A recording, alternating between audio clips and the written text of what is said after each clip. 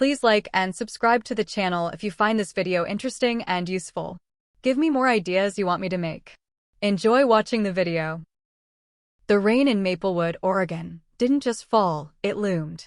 It was a constant, gray curtain that hung over the small town, keeping the Douglas firs lush and the residents permanently damp. For Linda Parker, the rain was just another thing to manage, another variable to control in a world that seemed increasingly chaotic. At 42, Linda was the definition of put together. Her kitchen counters were marble and spotless, her schedule was color-coded, and her posture was rigid enough to calibrate a level against. She loved her daughter, Chloe, with a ferocity that often manifested as a suffocating blanket. To Linda, 17 was a dangerous age, a minefield of hormones, bad decisions, and boys who smelled like Axe body spray and disappointment. Upstairs, inside a bedroom that smelled like vanilla vape smoke and cheap perfume, the minefield was currently applying glitter eyeshadow. Chloe Parker was a storm of emotions wrapped in oversized hoodies, though today, the hoodie was cast aside. She was staring at her reflection, her heart hammering a frantic rhythm against her ribs. Tonight was the night.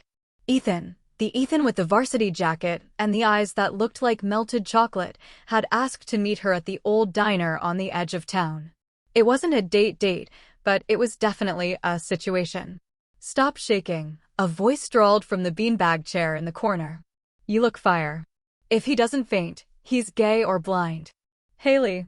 If Chloe was a storm, Haley was a hurricane. With hair dyed a violent shade of crimson and a wardrobe that consisted entirely of things Linda Parker would disapprove of, Haley was Chloe's best friend and Linda's worst nightmare. Haley didn't just push boundaries, she leaped over them on a skateboard while flipping the bird. "I feel naked, Hales," Chloe whispered, tugging at the hem of the black satin slip dress. It was vintage, it was trendy, and it was significantly shorter than anything Linda had ever purchased for her. "You feel liberated," Haley corrected, popping a piece of gum loudly. "Your mom wants you to dress like a nun until you're 30. You have to break the cycle, Chloe. Ethan is waiting. You want the guy? You gotta bring the heat." "But if my mom sees this?" "She won't," Haley said dismissively, standing up and adjusting her crop top. "She's downstairs obsessed with her label maker or whatever she does. We sneak out the back, hit the diner, you flirt, I chaperone from a distance, and we're back before she finishes alphabetizing the spice rack. Easy." It was not, in fact, easy. Downstairs, Linda was not alphabetizing spices. She was pacing. She had found a receipt in the trash can, a receipt for a store called Vixen's Vintage that sold clothes Linda considered appropriate only for women of negotiable affection. A mother's intuition, honed by years of anxiety, was blaring like a siren. When the footsteps creaked on the stairs, Linda was waiting at the bottom, arms crossed, her silhouette framed by the dim light of the hallway. Chloe froze on the landing. Haley, standing behind her, bumped into her back. "Going somewhere?" Linda's voice was calm, terrifyingly so. Chloe swallowed hard. Just to the library." "With Haley." Linda's eyes traveled down. They bypassed Chloe's terrified face and landed squarely on the black satin dress. Her eyes widened, pupil dilating in sheer horror. "The library," Linda repeated, her voice rising an octave. "You're going to the library looking like that?" "Mom, it's just a dress. It's lingerie, Chloe." Linda exploded, the calm facade shattering. "That is a slip. It is underwear. You are not leaving this house. Go upstairs and put on clothes. Actual clothes." "Oh my God, Linda, chill out," Haley groaned, stepping out from behind Chloe. She leaned against the banister, looking bored. "It's 2024. Nobody cares about knees and shoulders anymore. She looks hot. Let her live." Linda's head snapped toward Haley. If looks could kill, Haley would have been incinerated on the spot. "I did not ask for your opinion, Haley. In fact, I don't remember inviting you over today. I invited myself." "Emotional support," Haley smirked. "Since you're so busy being the warden." "Haley," Chloe hissed, terrified. "What?" Haley threw her hands up. "It's true. Chloe is 17, not 7. She likes a boy. Let her go see the boy. You want her to end up a spinster who gets excited about discount detergent. Linda's face turned a shade of red that matched Haley's hair. How dare you? You rude, disrespectful little. Mom, stop. Chloe stepped between them, tears pricking her eyes. Ethan is waiting for me. Ethan? Linda latched onto the name. That boy who drives the truck with the loud exhaust? Absolutely not. You are grounded. Indefinitely. You can't do that. Chloe screamed, the frustration of years bubbling over. Watch me. Linda shouted back. She lunged forward, grabbing Chloe's arm to pull her back up the stairs. You are my daughter, and I will protect you from making stupid mistakes, even if you hate me for it. She's not protecting you, Chloe. She's controlling you. Haley yelled, jumping into the fray. She grabbed Chloe's other arm, engaging in a ridiculous tug-of-war. Let her go, Linda. You're just jealous because your youth is over and hers is just starting. The air in the living room seemed to suck out of the room. Linda froze. The sting of the insult was sharper than a slap. Jealous, Linda whispered, her voice trembling with rage. I sacrificed my youth for this family. I grew up fast so I could be a good mother. You know nothing about sacrifice, you spoiled little brat. I know that you're suffocating her. Haley shouted, shoving Linda's shoulder. It was a small shove, but it was enough. Linda stumbled back, her heel catching on the edge of the rug. She flailed, grabbing onto the nearest heavy object to steady herself, the antique mahogany display cabinet. Crash. The cabinet tipped, slamming into the wall before rocking back. The glass door shattered. Pictures, porcelain figurines, and souvenirs spilled onto the hardwood floor. Silence descended instantly. The three women stood amidst the wreckage, chests heaving. Lying in the center of the broken glass was a small, velvet box that had burst open. Inside was the Parker family heirloom, a necklace Linda's grandmother had brought over from the old country. It was a heavy, silver pendant holding a stone of swirling, deep blue lapis lazuli, rumored to possess the energy of the bloodline. Linda never wore it. She claimed it was too heavy, too strange. She just kept it polished and locked away. The chain had snapped. The blue stone was glowing faintly, pulsating like a dying heartbeat. Look what you did. Linda shrieked, dropping to her knees. She reached for the pendant, her hands shaking. This has been in my family for 4 generations. Maybe if you weren't so dramatic, it wouldn't have happened. Haley snapped, kneeling down on the other side to grab the chain, intending to throw it back at Linda. Don't touch it. Linda yelled. I'm just trying to help, you psycho. Haley yelled back.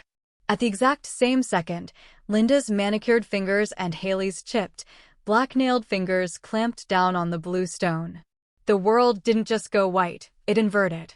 There was a sound like a thunderclap inside a submerged tunnel, a deep, resonant thrum that vibrated through their teeth. The air in the living room ionized instantly, smelling sharply of ozone and burnt sugar. Linda felt a sensation like a hook had snagged her navel and was yanking her inside out. She felt her height diminish, her center of gravity shift.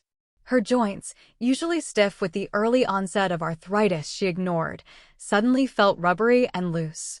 Her vision blurred into a kaleidoscope of blue light, then snapped into a terrifying clarity. Haley felt the opposite. She felt a heaviness settle onto her shoulders, a crushing weight of gravity. Her skin felt tighter, papery.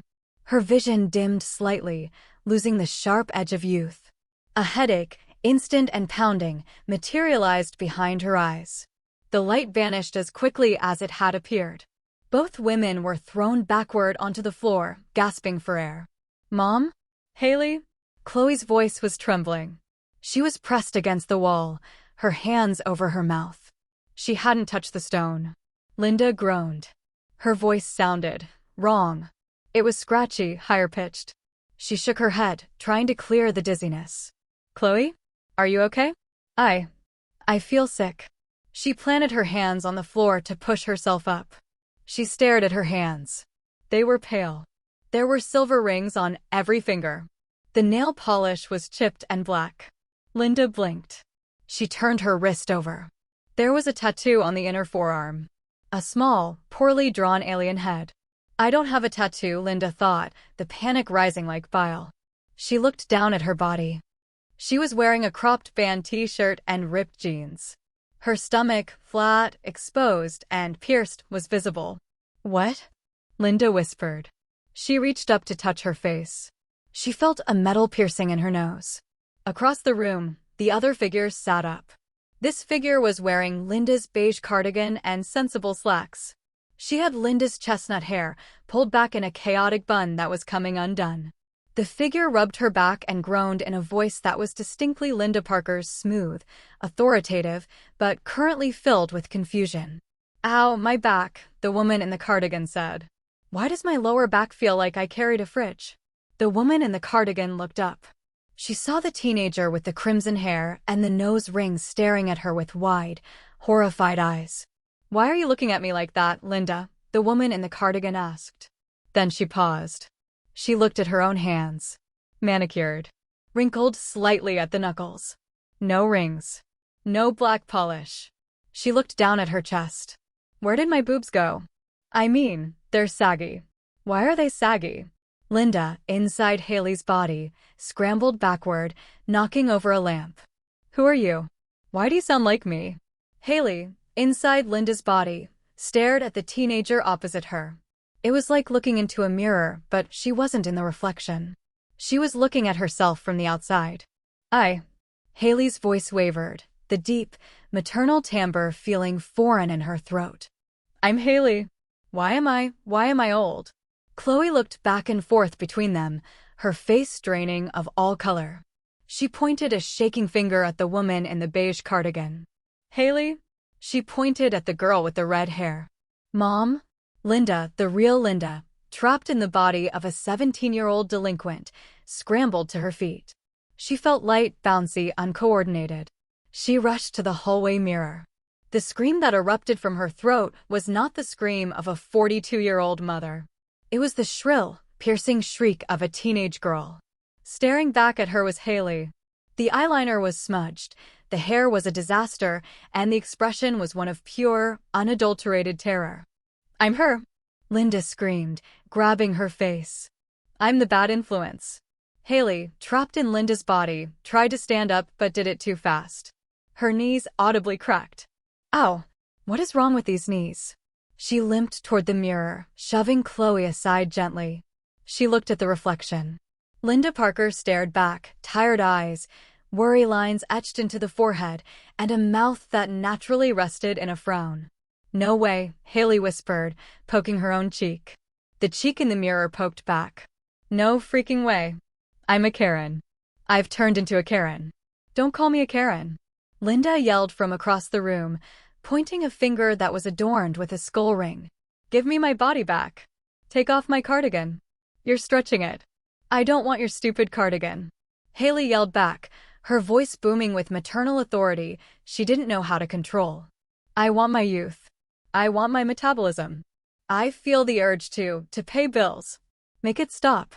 "The necklace," Chloe shouted, finally finding her voice.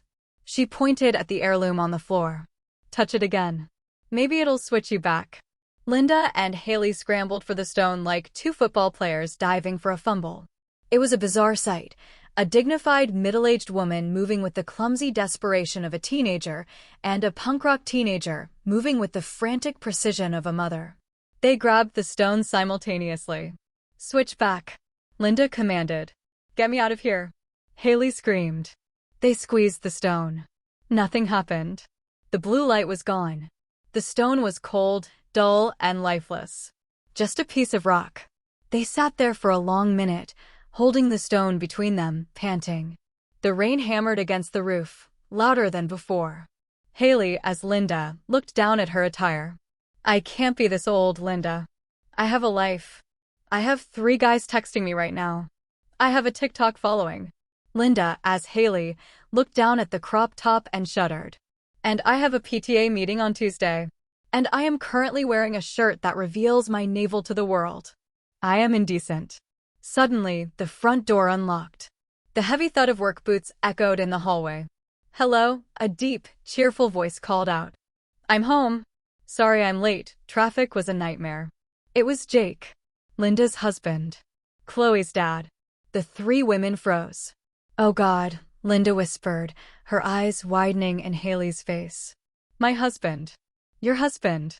Haley squeaked, looking down at herself. Wait. If I'm you, that means. Jake walked into the living room, smiling. He saw the broken cabinet, the glass on the floor, and the three of them huddled together. He looked at the teenager with the red hair, his wife, essentially, then at his daughter, and finally, his eyes landed on the woman in the beige cardigan, Haley. His face softened into a loving smile. He walked over to Haley, wrapped his arms around her waist, and kissed her on the cheek. Rough day, honey? Jake asked, squeezing Haley's shoulder affectionately. You look tense. How about I pour you a glass of wine and we head upstairs? I missed you today. Haley froze, her eyes bulging out of Linda's head. She looked at Linda, the teenager, for help. Linda looked like she was about to vomit. Don't. Haley stammered, her voice cracking. Don't touch the merchandise, sir. Jake pulled back, confused. Sir? Linda, are you okay? Linda, in Haley's body, couldn't take it anymore. The shock, the adrenaline, the sight of her husband hugging her daughter's best friend who was currently wearing her body, it was too much.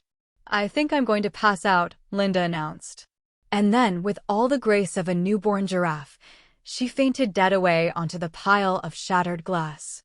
The sun rose over Maplewood with a cheerful indifference that felt like a personal insult to Linda Parker. Linda regained consciousness slowly. Her first thought was that she had been drugged. Her head felt fuzzy, stuffed with cotton wool, and there was a strange, rhythmic bass thumping in her ears that she realized, with a jolt, was coming from a speaker somewhere near her head. She kept her eyes closed, reaching out instinctively for the smooth, cold comfort of her marble nightstand. She expected to find her glasses and a glass of water on a coaster. Instead, her hand slapped into something crinkly. Then something sticky. Then something that felt suspiciously like a half-eaten slice of pizza. Linda's eyes snapped open. She wasn't in her pristine master bedroom with the eggshell white walls and the blackout curtains. She was in a cavern. A neon-lit, clothes-strewn, poster-plastered cavern. She was lying on a mattress on the floor, no box spring, just a mattress, tangling in sheets that were a violent shade of leopard print. Above her, staring down from the ceiling, was a life-sized poster of a Korean boy band, their perfectly airbrushed faces smiling down in judgment. To the left, a rapper with face tattoos held a stack of money. Good heavens, Linda whispered. The voice that came out was not hers. It was young, raspy, and sounded like it had spent the previous night screaming at a concert. Memory crashed into her like a freight train. The fight. The necklace. The blue light. The faint. Linda sat up, hyperventilating. She looked at her hands. The chipped black nail polish was still there. The skull ring on her thumb seemed to mock her. No, she squeaked. No, no, no. Please, God, tell me I'm in a coma. I'd prefer a coma. She scrambled off the mattress, tripping immediately over a pile of laundry that smelled like cheap vanilla body spray and sweat. The room was a disaster zone. It was an assault on sanitation. There were empty cans of energy drinks lining the windowsill like trophies. A makeup vanity in the corner was covered in a layer of powder so thick you could write your name in it. Linda stood in the center of the room, Haley's room, trembling. She was trapped. She was trapped in the body of a 17-year-old anarchist. Suddenly, a sound erupted from under a pile of hoodies. A ringtone. And not just any ringtone, but a blaring, bass-boosted trap song with lyrics so explicit Linda felt her ears turning red. She dug through the clothes, finding the phone, an iPhone with a cracked screen and a case covered in stickers of middle fingers. It was 7 a.m. The screen was lighting up with a barrage of notifications that made Linda's organizational brain short-circuit. Snapchat, from Brad Skater, fire, fire, fire. Instagram, 34 new likes. Message, from Tyler with a Jeep, you up? Last night was crazy, LOL. Message, from Kyle, math class, can I copy your homework? Please, I'm desperate. Linda stared at the screen in horror. Who are these people? She muttered, unlocking the phone. Luckily, Face ID recognized Haley's face, which Linda was currently wearing. And why can't Tyler with a Jeep spell you? She opened the messages. It was a landscape of chaos. Haley seemed to be juggling conversations with 3 different boys, none of whom seemed to have a firm grasp of the English language. Then, a notification from TikTok popped up. People are reacting to your video. Curiosity, the fatal flaw, took over. Linda clicked it. The video played. It was Haley, or rather, this body filmed yesterday. She was standing in a bathroom, wearing a top that was little more than a handkerchief, dancing. Linda watched in frozen silence as her current body gyrated, dropped low, and stuck its tongue out at the camera. The caption read, "Moms are just haters, FR nail polish #rebel. I gave birth to a generation of heathens," Linda whispered, dropping the phone onto the bed as if it were radioactive. She needed to leave. She needed to find her body. She needed to find Jake. She needed to scrub this room with bleach. But first, she had to get dressed. She opened Haley's closet. It was a terrifying abyss of crop tops, ripped denim, and leather. "Is there nothing here that covers the midriff?" Linda cried out, sifting through hangers. A blouse? A tunic? Even a sensible polo? She settled for the largest hoodie she could find, a black one that said "Dead Inside" in Gothic font, and a pair of jeans that had more holes than fabric. It would have to do. Meanwhile, 3 miles away in the pristine suburbs of Maplewood, a different kind of horror was unfolding. Haley awoke to the sound of silence. It wasn't the peaceful silence of a library, it was the heavy, oppressive silence of adulthood. There was no fan whirring, no music playing, no street noise. Just the terrifying quiet of a mortgage that had been paid on time. She opened her eyes and saw a ceiling fan that wasn't moving. She tried to roll over, but her body didn't want to cooperate. Her lower back seized up with a dull, grinding ache. "Ow!" Haley groaned. The sound was deep, mature, and startling. She sat up, rubbing her face. Her skin felt different. Softer, yes, but also looser. She looked at her hands. They were elegant, manicured with a pale pink polish that Haley would have called boring beige. "Okay, Hales. Don't panic," she told herself. "You're just inside your best friend's mom. That's totally normal. That's a normal Tuesday." She swung her legs out of bed. The floor was heated. "Okay, rich people floors. I can get used to this," she admitted. She looked around the room. It was terrifyingly neat. On the bedside table, there was a stack of books. The 7 Habits of Highly Effective People, Financial Freedom for the 40s, and a Bible. Next to the books was a pair of reading glasses and a glass of water that looked like it had been measured to the exact milliliter. "Boring. Boring. Boring," Haley chanted as she stood up. She walked into the ensuite bathroom, which was the size of her entire bedroom back home, and looked in the mirror. Linda Parker stared back. Haley poked at the crow's feet around her eyes. She pulled the skin back. "Botox," she muttered. "I'm gonna need so much Botox." She opened the medicine cabinet. It was organized alphabetically. Aspirin, calcium, multivitamins, retinol, sleeping aids. "Where's the fun stuff?" Haley grumbled, closing the cabinet. "Where's the glitter? Where's the blue hair dye?" Suddenly, the bathroom door opened. Haley jumped, spinning around. Jake Parker stood there. He was wearing nothing but pajama pants. Haley's jaw dropped. In her teenage mind, Mr. Parker had always been Chloe's dad, a background character, like a tree or a lamp. She had never really looked at him. But now, standing 3 feet away, she realized that for a 45-year-old, Jake was kind of ripped. "Morning, honey," Jake said, his voice raspy with sleep. He walked past her, grabbed a toothbrush, and started squeezing toothpaste onto it. Haley pressed her back against the cold tile wall. Her heart was hammering. "This is illegal," she thought. "This feels illegal. I am seeing my best friend's dad shirtless." "My eyes. You okay?"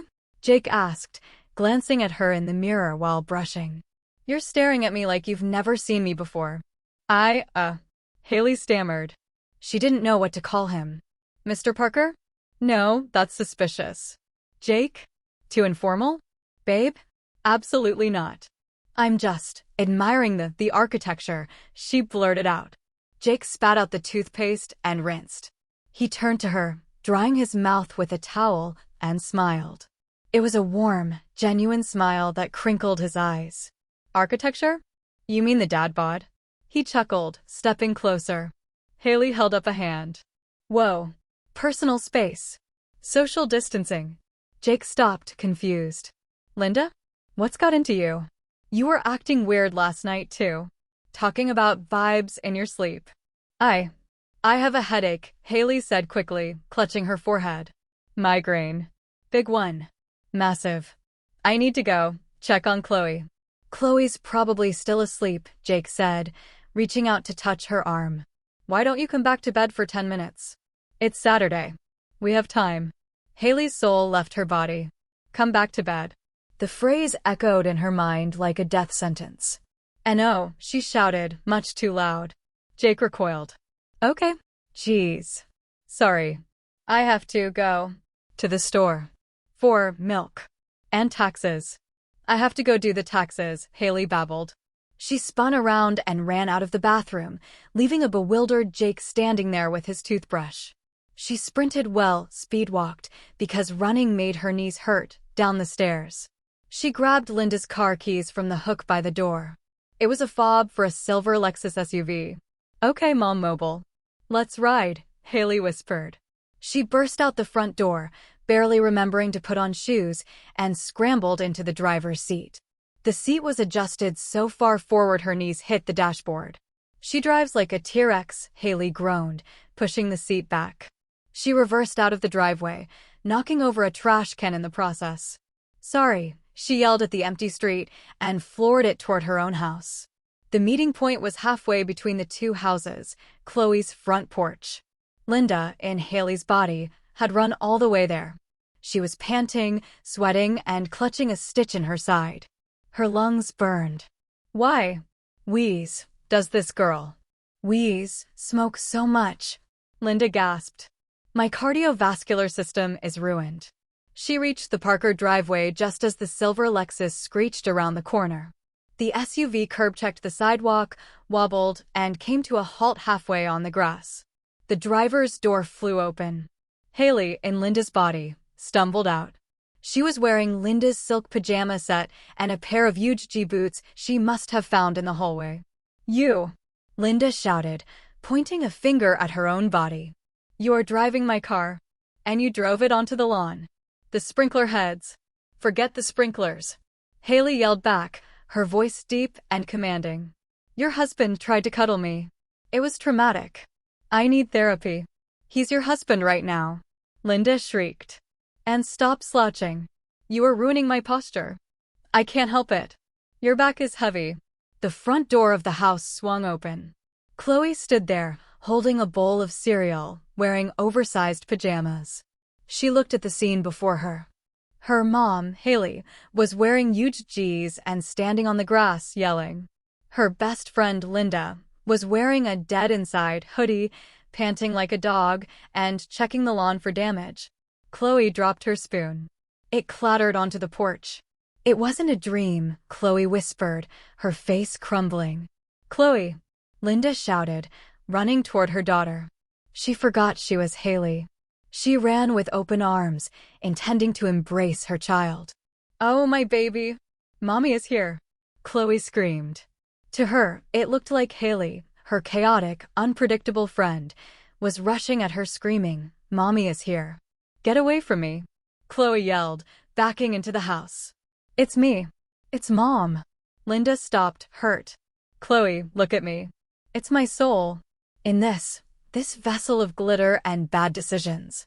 Haley marched up the steps, the silk pajamas flowing around her. Chloe, listen to her. She's acting way too cringe to be me. Only your mom uses the word vessel. Chloe looked between them. She looked at her mother's face, which held an expression of teen boredom mixed with panic. Haley. She looked at Haley's face, which held a look of stern, terrifying maternal judgment. Linda. This is a nightmare, Chloe said, gripping the doorframe. I'm still asleep. I ate bad sushi. We need to get inside before the neighbors see, Linda hissed, looking around nervously. Mrs. Gable is watching from her window. If she sees sees you standing on the lawn in pajamas at 7:30, the HOA will hear about it. Let's go to your room, Haley said to Chloe. We need a war council. They pushed past Chloe into the house. Inside Chloe's room, the dynamic was even weirder. Linda, as Haley, immediately started picking up clothes from Chloe's floor. Chloe, how many times have I told you? The hamper is right there, Linda scolded, tossing a dirty sock into the basket. Mom, stop cleaning. You're in Haley's body. Chloe cried, sitting on her bed with her knees pulled to her chest. I can't help it. It's a reflex, Linda muttered, sitting stiffly on the edge of the desk chair. Haley, as Linda, flopped onto Chloe's bed, sprawling out. Dude, your mom's body is exhausted, Haley complained. I feel like I've been carrying a backpack of rocks. Does she ever relax? My shoulders are like concrete. I have tension. Linda snapped. It's called responsibility, Haley. Something you wouldn't understand. Okay, focus. Chloe waved her hands. How do we fix this? The necklace didn't work last night. We have to find a witch, Haley suggested. Or a shaman. Or maybe we just shock ourselves with electricity. We are not shocking ourselves, Linda said firmly. We need to research the necklace. Where did it come from? But first, we have a bigger problem. What? Chloe asked. Life, Linda said, her eyes wide. I can't stay in Haley's room. It's a health hazard. And I have school. The word hung in the air like a guillotine blade. School, Haley repeated, horror dawning on her face, Linda's face. Wait. If you have to go to school, that means I have to be you. Yes, Linda said grimly. I have a shift at the real estate office today. But I called in sick for you, for me. So you're free. But I have to go to high school. You can't go to high school. Chloe shrieked. You'll ruin my reputation. You'll act like a mom. I will blend in, Linda insisted, straightening her hoodie. I was a teenager once. I know how to be cool. I will simply vibe. Chloe and Haley exchanged a look. She just said vibe, Haley whispered. We're doomed. And you, Linda pointed at Haley in Linda's body. You have to maintain my house. You have to cook dinner. Jake expects a pot roast tonight. Pot roast. Haley looked panicked. I don't know how to cook. I can barely make toast without setting the alarm off. Figure it out. Linda stood up. And do not, I repeat, do not sleep with my husband. EW. Mom. Chloe gagged. I'm serious. Linda said. Stay away from Jake. Tell him you have the flu. Tell him you're contagious. Just keep the house standing until we figure this out. Haley looked down at her manicured hands. Okay.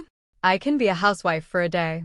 Drink wine, yell at the gardener, watch Dr. Phil. Easy. I do not yell at the gardener. Linda protested.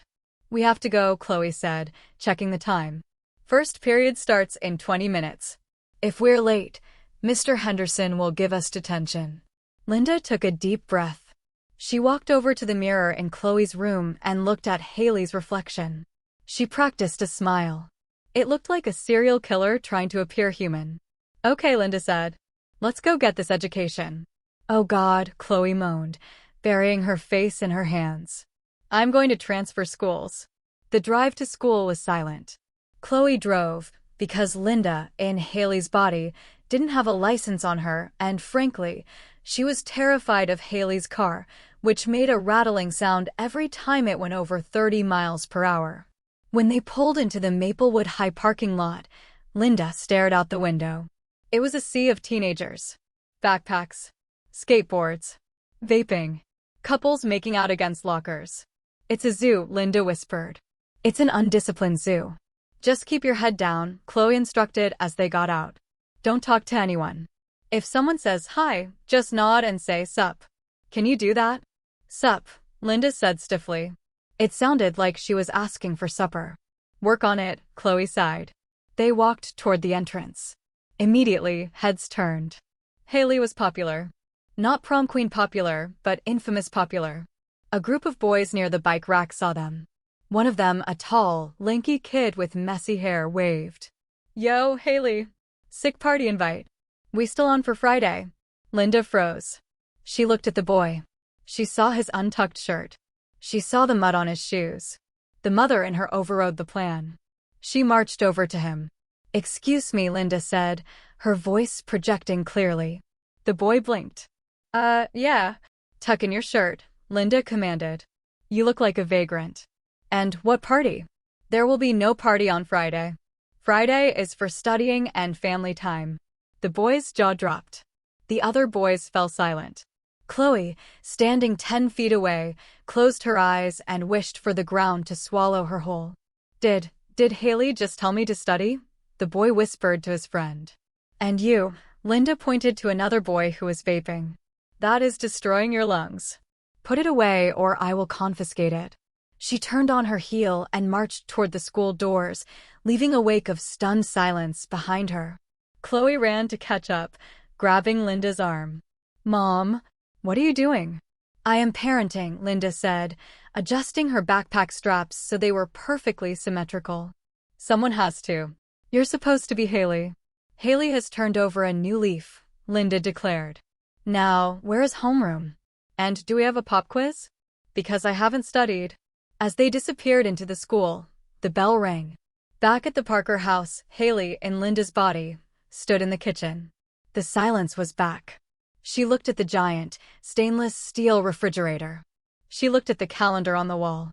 10 a.m., dentist appointment for Chloe, call to confirm. 11 a.m., drop off dry cleaning. 4 p.m., pot roast prep. Haley picked up the landline phone. She dialed the only number she knew by heart. "Hello, Pizza Hut," she said, her voice sounding regal and authoritative. "I need 3 large pepperonis delivered to the Parker residence. And do you guys sell wine?" "No?" "Okay, I'll figure that out." She hung up and looked at the calendar. "Pot roast," she scoffed. "Yeah, right." She walked into the living room, turned on the massive 60-inch TV, and sat in Linda's favorite armchair. "Okay," Haley said to the empty room. "Day 1 of being a mom. Let's see what's on Netflix." Just then, the front door opened again. Jake walked back in. He was dressed for work now, in a suit, holding a briefcase. "Forgot my phone," he said, smiling at Haley. He paused. He looked at his wife, who was sitting with her legs spread wide, man spreading in her armchair, scratching her stomach. "Linda?" Jake asked. Haley froze. She slowly crossed her legs and sat up straight.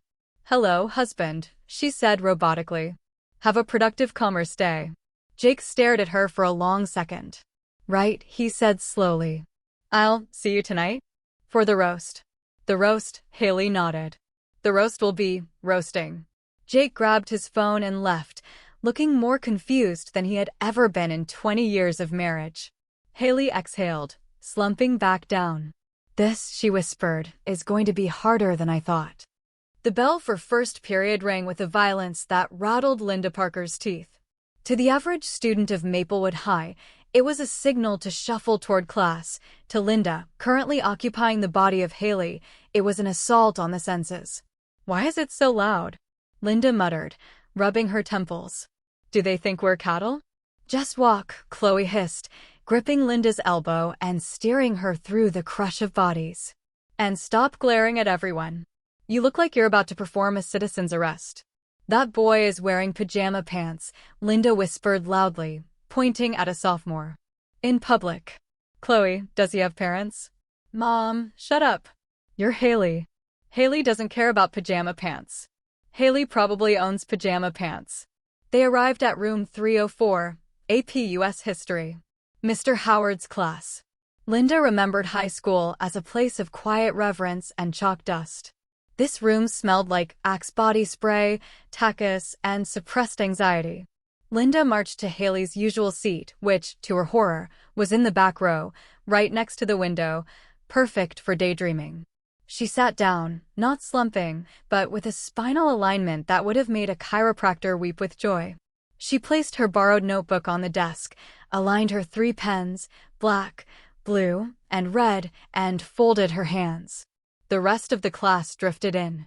Students slumped into chairs, threw bags on the floor, and pulled out phones. Mr. Howard, a weary man in his 50s with coffee stains on his tie, walked to the front. He looked at the class with the eyes of a man who was counting down the days to retirement. "All right, settle down," Howard droned. "Put the phones away."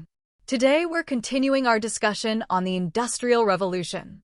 But first, I'm collecting the essay on the impact of the steam engine that was due today.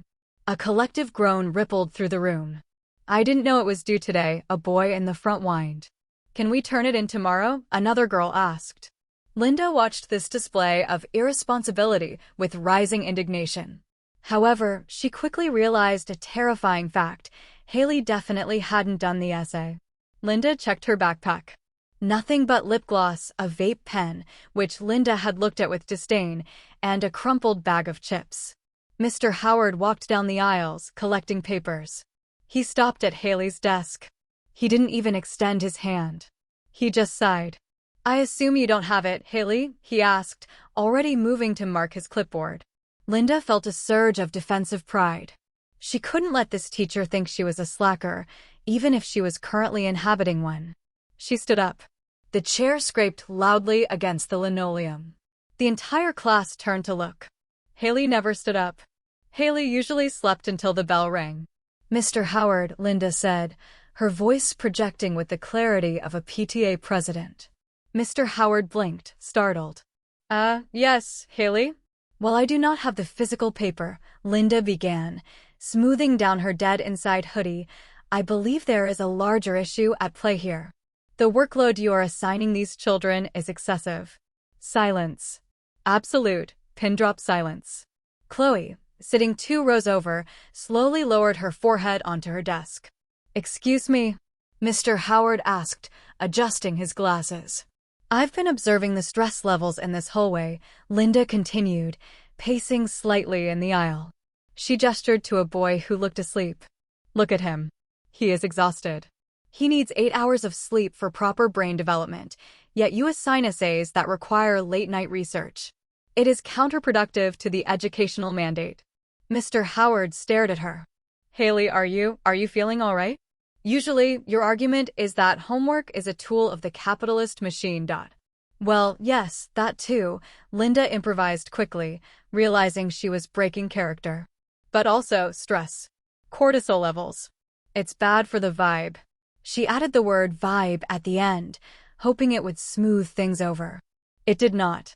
The class erupted into laughter. Haley's running for school board, someone shouted. Preach, Haley, another kid yelled. Mr. Howard looked baffled. Sit down, Haley. And bring the essay tomorrow or it's a 0. Linda sat down, fuming. She opened her notebook and began taking notes furiously, writing down every word Mr. Howard said in perfect cursive. The girl next to her leaned over. Dude, are you taking notes? Are you high? I am educating myself, Linda snapped. Pay attention. Meanwhile, in the pristine, silent kingdom of the Parker household, chaos was brewing in the kitchen. Haley, in Linda's body, was hungry. She had spent the last hour watching The Real Housewives and decided that being a housewife made you hungry. She wandered into the kitchen, expecting food to simply materialize. It did not. Okay, Haley said, staring at the stainless steel gas range that looked like it belonged in a professional restaurant. I can do this. It's just fire and pans. How hard can it be? She wanted eggs. Scrambled eggs. Simple. She opened the fridge. It was packed with healthy food. Tupperware containers labeled with dates. Kale, almond milk, regular milk, organic eggs. Here we go. She grabbed a carton of eggs and a bag of shredded cheese. She found a pan. She put it on the stove. She turned the knob. Click, click, click, whoosh. A ring of blue fire erupted. It was much larger than she expected. Whoa. Okay, calm down, Satan, Haley muttered, trying to lower the flame, but accidentally turning it up. She cracked an egg. Shells fell into the pan. Crunchy texture, she decided, not bothering to fish them out. She dumped a handful of cheese in. Then she realized she needed butter. Or oil. Whatever, she shrugged. It's nonstick, right? It was not, in fact, nonstick without lubrication. Within 30 seconds, the kitchen filled with acrid, black smoke. The eggs were bonding to the metal of the pan on a molecular level. Beep, beep, beep. The smoke detector began to scream. Oh my God, Haley shrieked. She grabbed a dish towel and started waving it frantically at the ceiling. Shut up. Shut up. The landline phone on the wall rang. Haley ran to it, thinking it might be the fire department. Hello. I have it under control, she yelled into the receiver. Mrs. Parker, a polite, confused voice asked. This is Dr. Evans' office. The dentist. Oh, Haley coughed, waving smoke away from her face. Yeah, what's up? We're calling to confirm Chloe's appointment for next Thursday at 4 p.m. for her cleaning. Cleaning? Yeah, sure, whatever, Haley said, watching smoke billow out the back door she had just kicked open. Can she get a grill? Like, gold teeth. Excuse me, the receptionist asked. Never mind. Yes, she'll be there. Gotta go, my kitchen is exploding. Haley slammed the phone down. She ran back to the stove and turned the knob off. The eggs were a black, charred puck stuck to the bottom of Linda's $200 Le Creuset pan. Okay, Haley panted. Cooking is cancelled. Cereal it is. She turned around to grab a bowl and saw a stack of papers on the counter with a sticky note from Jake. Linda, please sign these insurance forms and the permission slip for Chloe's field trip. Leave them on the table. Haley grabbed a pen. She looked at the insurance forms. It was a lot of small text. I'm not reading that, she whispered. She signed the bottom line. But instead of Linda's elegant, spiky signature, Haley instinctively signed her own name, realized her mistake halfway through, and turned it into a scribbly mess that looked like a tornado. Then the permission slip. I give permission for Chloe Parker to attend the Museum of Natural History. Haley giggled. In the medical conditions box, she wrote, allergic to boring people. She signed it with a smiley face. Boom. Mama and G complete, she declared. Just as she was pouring a bowl of bran flakes, the only cereal Linda owned, the back door opened. Jake walked in. He stopped. He sniffed the air. He looked at the smoke hanging near the ceiling. He looked at the charred pan in the sink. He looked at his wife, who was eating dry bran flakes out of a wine glass because she couldn't find a clean bowl. Linda? Jake asked, his voice trembling slightly. Why does the house smell like a tire fire? And why are you eating out of a Merlot glass? Haley froze, a flake of bran hanging from her lip. I was experimenting, she said, channeling what she thought Linda would say. With fusion cuisine. It's a smoky egg reduction. Jake walked over, looking deeply concerned. He put a hand on her forehead. You're not warm, he muttered. But you're acting bizarre. Did you take your vitamins today? The ones in the blue bottle. Totally, Haley lied. Chugged 'em. Jake looked at the signed papers on the counter. He picked up the permission slip. He read the allergic to boring people note. He looked at Haley. Haley grinned, a wide, toothy grin that Linda Parker had not smiled since 1998. I think you need a nap, Jake said softly, guiding her toward the stairs. Go lie down. I'll clean the pan. You're the best, Rumi. Haley cheered, hopping off the stool. Rumi? Jake whispered to himself as she bounded up the stairs 2 at a time. What is happening? Back at Maplewood High, the lunch bell rang. This was the moment Linda had been dreading. The cafeteria. The social hierarchy. The noise. Chloe found her immediately outside the classroom. Okay, Mom, Chloe whispered. Lunchtime. We sit at the table near the radiator. Just eat your sandwich and don't talk to anyone. I brought a salad, Linda said, patting her backpack. I packed it this morning before we left. That cafeteria food is processed poison. They entered the cafeteria. It was a jungle. Linda, as Haley, walked stiffly, clutching her lunch bag. They sat down at a round table where Haley's friends usually sat. There was Sarah, blue hair, and Jen, too much eyeliner. Haley, Jen shouted. Where were you first period? We missed you. I was in class, Linda said, setting out her Tupperware. Learning. Jen and Sarah exchanged a look. Okay, Sarah said slowly. Anyway, did you see what Madison posted?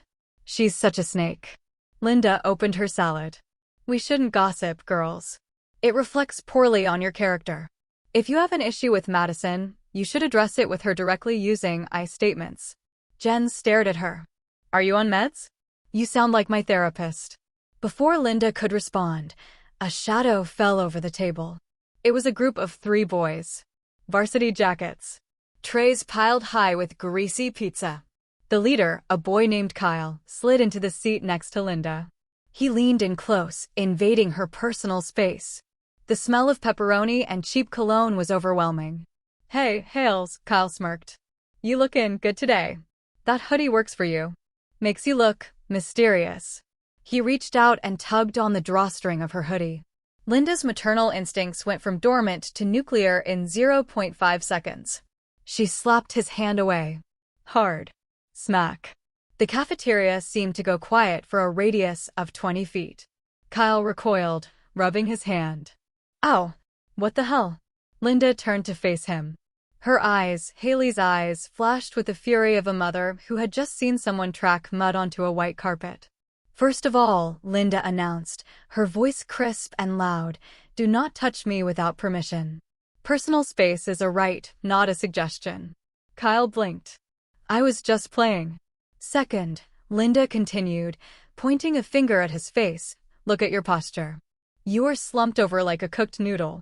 Stand up straight. Have some self-respect." Kyle stammered. "And third," Linda pointed at his tray. "Is that your lunch? Pizza and chocolate milk? Where are your vegetables? You are growing boys. You need fiber. You need calcium that isn't dissolved in sugar. You are going to have clogged arteries by the time you are 25. Kyle looked terrified. He looked at his friends. "Dude, Haley's snapping," one of them whispered. "Eat your lunch," Linda commanded. "And chew with your mouths closed. We are not barn animals."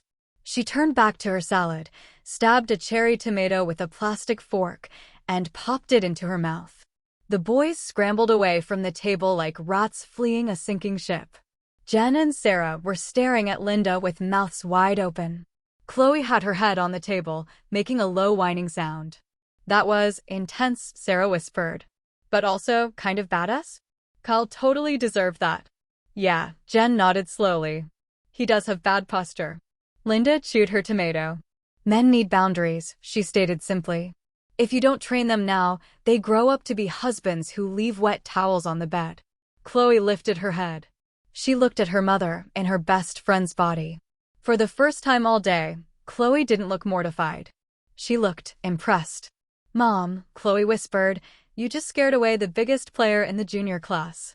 "Good riddance," Linda said, wiping her mouth with a napkin.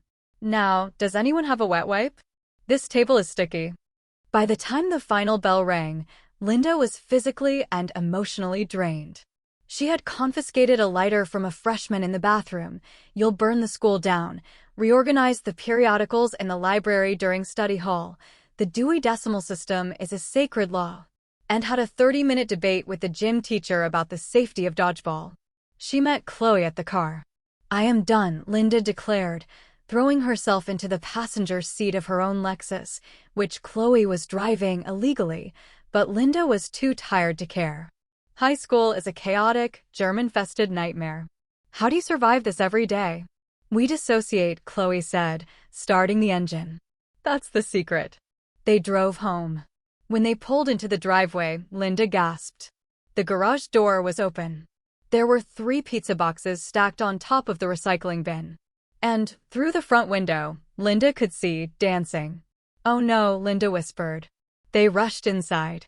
The living room, usually a sanctuary of beige and silence, was transformed. Music was blasting, classic 80s rock. "Pour some sugar on me." Haley, in Linda's body, was standing on the coffee table. She was wearing Linda's expensive silk kimono. She was holding a wooden spoon like a microphone. And she was singing. Loudly. "I'm hot, sticky sweet. From my head to my feet." Jake was sitting on the sofa, recording it on his phone, laughing so hard he was crying. "Go, Linda." "Who?" Jake cheered. "I haven't seen you dance like that since our honeymoon." Linda, the real one, stood in the doorway, her backpack slipping off her shoulder. "Get off the table," she rasped. Haley froze mid-hip thrust. She looked at the doorway. Jake turned around, beaming. "Hey kids, you missed it. Mom is putting on a concert." Apparently, the pot roast turned into pizza and Def Leppard. Linda walked into the room. She looked at her husband, who looked happier than he had in months. She looked at Haley, who looked like a deer in headlights, but a deer having a great time. Mom, Chloe whispered to Linda. Don't kill her. Dad looks happy. Linda paused. She looked at Jake's face. He was glowing. She swallowed her rage. It tasted like bile and unseasoned salad. That's... Linda forced the words out through Haley's teenaged vocal cords. That's great. Sick moves. Mrs. P. Haley climbed down from the table, smoothing the kimono. Just keeping the morale up, kids. Just keeping the vibes immaculate. I need to lie down, Linda said. In a dark room. Forever. Wait, Jake said, standing up. Before you girls go, Ethan stopped by. Chloe froze. Ethan? Yeah, Jake said, grabbing a slice of cold pizza. He was looking for Haley. Said he needed advice on something. I told him you guys were at school, but he seemed pretty anxious. Linda, as Haley, stiffened. Ethan. The boy Chloe liked. Coming to her, Haley, for advice. What kind of advice? Linda asked suspiciously. Didn't say, Jake shrugged. But he said he'd text you, Haley. Seemed important.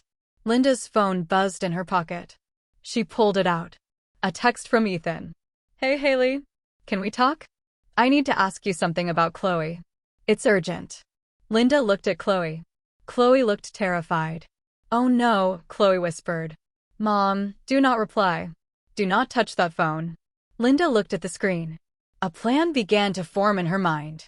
A protective, motherly, controlling plan. I have to help him, Linda muttered. For your own good. Mom, no. I'm going to my room, Linda announced, clutching the phone. I have homework. She bolted for the stairs. Come back here. Chloe yelled, chasing after her. Haley, in Linda's body, grabbed another slice of pizza and winked at Jake. Teenagers, right? She sighed, channeling her inner mom. So dramatic. Jake put his arm around her. You're weird today, Linda. But I kind of like it. Haley awkwardly patted his hand. Thanks, buddy. Now let's watch TV until my brain turns off. The sun began to dip below the horizon in Maplewood, painting the sky in hues of bruised purple and orange, a dramatic backdrop for the absolute catastrophe unfolding in the Parker household. Linda Parker, currently inhabiting the body of 17-year-old Haley, had barricaded herself in the guest bathroom. She sat on the edge of the tub, her thumb hovering over the cracked screen of Haley's iPhone. The text from Ethan, can we talk?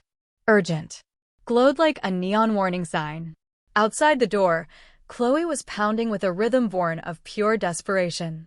Mom, open the door. Chloe screamed. Do not text him back. Do not use emojis. Mom, I swear, if you send him a minion gif, I will run away. I am handling this, Chloe. Linda shouted back, her voice cracking on the high notes. This boy wants to extract information. I need to vet him. It is my maternal duty. He's not a spy. He's a quarterback. Linda ignored her daughter. She typed a response with the slow, deliberate precision of a woman who usually typed on a desktop keyboard with her index fingers. Greetings, Ethan. This is Haley. I am available for a consultation regarding Chloe. Meet me at the Maplewood Park gazebos in 15 minutes. Come alone. She hit send. Then she frowned. Should I have added a LOL? She whispered to herself. To seem authentic? She quickly typed, LOL. Sent. She unlocked the door. Chloe fell through the frame, stumbling onto the bath mat. What did you do? Chloe gasped, looking up at the face of her best friend, which was currently wearing an expression of grim determination. I set a meeting, Linda declared, stepping over her daughter. I am going to nip this romance in the bud. You are too young for heartache, and that boy drives a truck with a lifted suspension. It speaks to a reckless character. Mom, you can't go. Chloe scrambled up, grabbing Linda's arm. You'll act weird. You'll talk about credit scores or curfew. I will be perfectly covert, Linda insisted, pulling her arm free. I will channel Haley. I will be chill. She paused, looking in the mirror. She practiced a chill face. It looked like she was suffering from indigestion. See? Chill. Now, I need to borrow your skateboard. To complete the look. You don't know how to skateboard. It has wheels. How hard can it be? 20 minutes later, Linda was walking, limping, actually, having abandoned the skateboard in a bush after nearly breaking an ankle, toward the park gazebos. The park was a hub of teenage activity. Skaters, couples, kids smoking things that smelled distinctly like oregano and bad decisions. Linda clutched her backpack straps tight, her eyes scanning for threats. She spotted him. Ethan. He was sitting on a bench, spinning a football in his hands. He was undeniably handsome, Linda had to admit, in a generic, all-American sort of way. Square jaw, floppy hair, varsity jacket. The kind of boy who broke hearts as easily as he broke tackles. The enemy, Linda thought. She marched up to him. Ethan. Ethan jumped, dropping the football. He looked up and smiled, a dazzling, dimpled smile that probably worked on every girl in school. "Oh, hey Haley," he said, standing up. "Thanks for coming. You sounded kinda intense over text." Consultation. "I take friendship seriously," Linda said, sitting on the bench, but leaving a glorious 3 feet of space between them. She crossed her legs at the knee, spine rigid. "Now, proceed. What is your inquiry regarding Chloe?" Ethan scratched the back of his neck, looking suddenly shy. The bravado melted away. "Right. So, okay. You know Chloe better than anyone, right?" "I know her intimately," Linda nodded. "I mean, yes. We're tight." "I really like her, Hales," Ethan admitted, looking at his shoes. "Like, a lot. We've been talking for a few weeks, and she's just different. She's smart and funny, and she doesn't play games." Linda felt an involuntary pang of pride. She is smart, she thought. That's my girl. But she squashed the feeling. She is also deeply focused on her academic future, Linda said sharply. Her course load is rigorous. Yeah, I know, Ethan smiled softly. She stresses about it a lot. I want to ask her to the fall carnival this weekend. Just to, get her to relax. Maybe win her a giant teddy bear. But I don't know if she's into that stuff. Do you think she'd say yes? Linda narrowed her eyes. A carnival. Loud noises. Dark corners. Rides that spun you around until you vomited. And boys. Ethan, Linda said, her voice dropping to a whisper. I'm going to be honest with you. As a friend. Ethan leaned in. Yeah, Chloe is complicated. Linda leaned back, crossing her arms. You see, Chloe is currently in a developmental phase where she is allergic to fun. Ethan blinked. What? It's true, Linda lied smoothly. She finds carnivals pedestrian and loud. She actually prefers solitude and studying and perhaps stamp collecting. Stamp collecting? Ethan looked baffled. She posted a story yesterday about wanting to go on the tilt-a-whirl. Social camouflage, Linda said quickly. She says that to fit in. Deep down, she wants to organize her sock drawer. She is a very serious young woman. Frankly, Ethan, you might be too energetic for her. Ethan looked crushed. The light in his eyes dimmed. Oh, I didn't realize. I thought we had a connection. It was likely indigestion, Linda said, patting his shoulder awkwardly. Look, Ethan. You seem like a nice boy. But Chloe needs time. Maybe wait until she is 25. Or 30. When her frontal lobe is fully myelinated. Ethan stared at her. Her what? Her brain, Ethan. Science. Look it up. Linda stood up. My advice? Focus on football. Leave the girl alone to study. It's for the best. She turned to leave, feeling a swell of victory. She had protected the nest. She had kept the wolf at bay. Wait, Haley. Ethan called out. Linda turned back. You're acting really weird, Ethan said, squinting at her. You usually tell me to go for it and call me a coward if I don't. Why are you blocking me? People change, Linda said mysteriously. I have matured. You should too. Good day. She walked away, tripping over a tree root as she left, but recovering with as much dignity as she could muster in ripped jeans. From behind a large oak tree, 50 yards away, Chloe watched the whole thing through binoculars she had stolen from her dad's birdwatching kit.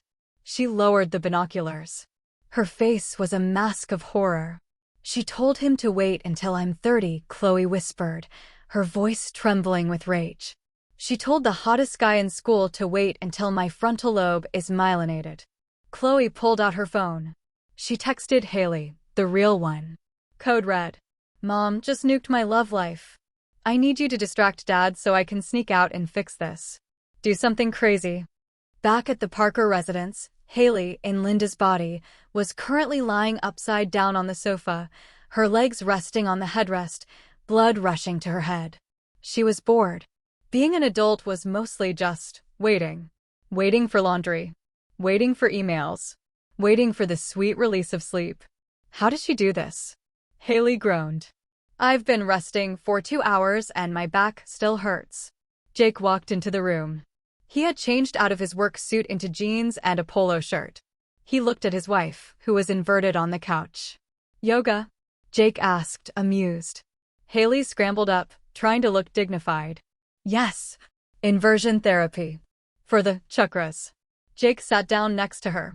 The pizza boxes were cleared away, but the smell of pepperoni lingered, a ghost of the fun they'd had earlier. So, Jake said, clasping his hands. That was fun today. The music. The dancing. It's been a while since we just let loose. Haley looked at him. She felt a weird pang of guilt. Jake seemed really nice. Like, actually nice. And he clearly missed his wife, or at least the version of his wife that wasn't obsessed with color-coded calendars. Yeah, Haley said, adopting her best adult voice. We should vibe more often. Jake chuckled. Vibe. I love it when you use slang. It's cute. He hesitated, then turned his body toward her. Linda, I was thinking. Next month is our anniversary. 19 years. Wow, Haley's eyes widened. 19? That's older than me. I mean, older than the car. I was thinking we should do something different this year, Jake said, his eyes searching hers. Usually we go to that bed and breakfast in Vermont. The one with the antique doilies and the silence policy. Haley shuddered. Sounds like prison. Exactly. Jake exclaimed. I'm tired of the quiet, Linda. I want to go somewhere, alive. Where do you want to go? Pick anywhere. Sky's the limit. Haley's brain short-circuited. Where would I want to go? She thought about her dream board on Pinterest. Vegas, she blurted out. Jake froze. Vegas? Yeah, Las Vegas. Haley got excited, forgetting she was a 42-year-old mother. Neon lights. Casinos. Pool parties with DJs. We can go to Club Omnia and see Calvin Harris. We can eat buffet shrimp until we explode. We can get tattoos. Jake stared at her. His mouth hung open slightly. You want to go clubbing? In Vegas? Why not? Haley stood up, pacing the room with Linda's hips swaying. We're not dead, Jake. We're in our prime. Let's go blow some money. Let's drink cocktails out of plastic yards. Let's put it all on black. Jake watched her, stunned. But then, slowly, a grin began to spread across his face. A mischievous, boyish grin. Vegas, he repeated. I haven't been to Vegas since my bachelor party. Then we're overdue. Haley cheered. Come on, Jakey. Live a little. Jake stood up. He grabbed her by the waist and pulled her in. Haley panicked. Oh God, intimacy alert. But Jake just looked at her with burning intensity. I don't know what's gotten into you today, Linda Parker, he whispered. But I am absolutely terrified, and I love it. Let's do it. I'm booking the tickets right now.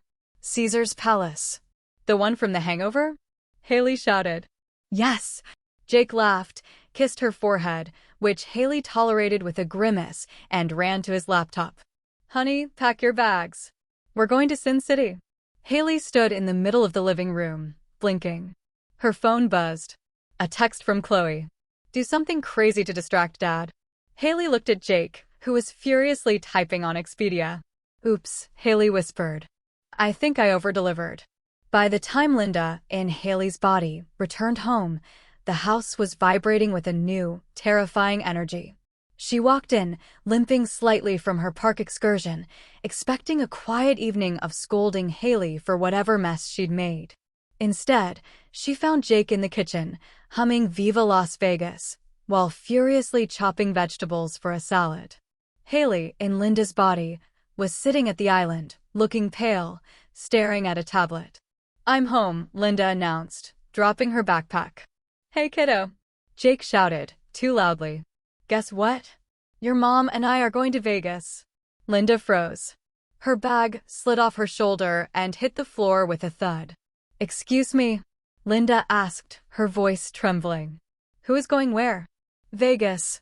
Jake pointed the knife enthusiastically. "Next month. We booked the flights. We're getting a suite. We're going to see, who is it, honey? Alvin Harris." "Calvin Harris," Haley corrected meekly, not making eye contact with Linda. Linda turned her gaze slowly toward Haley. Her eyes were wide, manic circles of disbelief.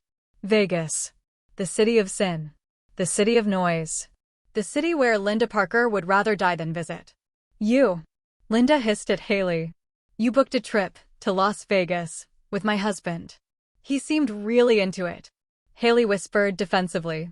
"He needs to let loose. He has suppressed energy."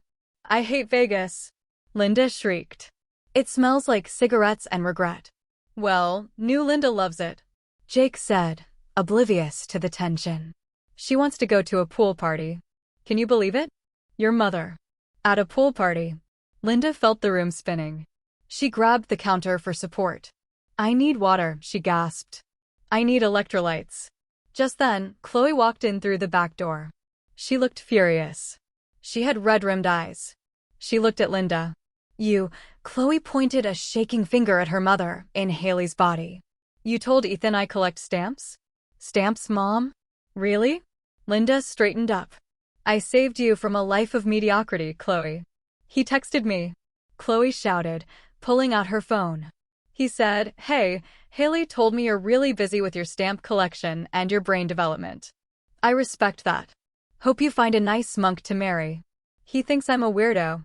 He respects your boundaries," Linda argued. "He thinks I'm a nun," Chloe screamed. "He unliked my Instagram photo. Do you know what that means? It's social suicide." "And I," Haley interjected, raising her hand, "accidentally agreed to go clubbing with your dad in Nevada." The three of them stood in the kitchen. Jake was humming, happily tossing salad. Chloe was on the verge of tears. Linda was hyperventilating. Haley was looking for an exit strategy. "This," Linda whispered, clutching her chest, "is a disaster. A complete, unmitigated disaster." "Dinner's ready," Jake announced, placing a giant bowl of salad on the table. "Let's eat. I want to hear all about school, Haley. Did you learn anything today?" Linda looked at the salad. She looked at her husband's happy face. She looked at her daughter's tear-streaked face. She sat down slowly. "I learned," Linda said, staring daggers at Haley, "that identity theft is a serious crime." "Haha, good one." Jake laughed, piling salad onto Haley's plate. "You're so funny lately." Back at the Parker residence, Haley, in Linda's body, was currently lying upside down on the sofa, her legs resting on the headrest, blood rushing to her head. She was bored. Being an adult was mostly just waiting. Waiting for laundry. Waiting for emails. Waiting for the sweet release of sleep. How does she do this? Haley groaned. "I've been resting for 2 hours and my back still hurts." Jake walked into the room. He had changed out of his work suit into jeans and a polo shirt. He looked at his wife, who was inverted on the couch. "Yoga?" Jake asked, amused. Haley scrambled up, trying to look dignified. "Yes. Inversion therapy. For the chakras." Jake sat down next to her. The pizza boxes were cleared away, but the smell of pepperoni lingered, a ghost of the fun they'd had earlier. "So," Jake said, clasping his hands. "That was fun today. The music. The dancing. It's been a while since we just let loose." Haley looked at him. She felt a weird pang of guilt. Jake seemed really nice. Like, actually nice. And he clearly missed his wife, or at least the version of his wife that wasn't obsessed with color-coded calendars. "Yeah," Haley said, adopting her best adult voice. "We should vibe more often." Jake chuckled. "Vibe. I love it when you use slang. It's cute." He hesitated, then turned his body toward her. "Linda, I was thinking. Next month is our anniversary. 19 years. Wow, Haley's eyes widened. 19? That's older than me. I mean, older than the car. I was thinking we should do something different this year, Jake said, his eyes searching hers. Usually we go to that bed and breakfast in Vermont. The one with the antique doilies and the silence policy. Haley shuddered. Sounds like prison. Exactly, Jake exclaimed. I'm tired of the quiet, Linda. I want to go somewhere, alive. Where do you want to go? Pick anywhere. Sky's the limit. Haley's brain short-circuited. Where would I want to go? She thought about her dream board on Pinterest. Vegas, she blurted out. Jake froze. Vegas? Yeah, Las Vegas. Haley got excited, forgetting she was a 42-year-old mother. Neon lights. Casinos. Pool parties with DJs. We can go to Club Omnia and see Calvin Harris. We can eat buffet shrimp until we explode. We can get tattoos. Jake stared at her. His mouth hung open slightly. You want to go clubbing? In Vegas? Why not?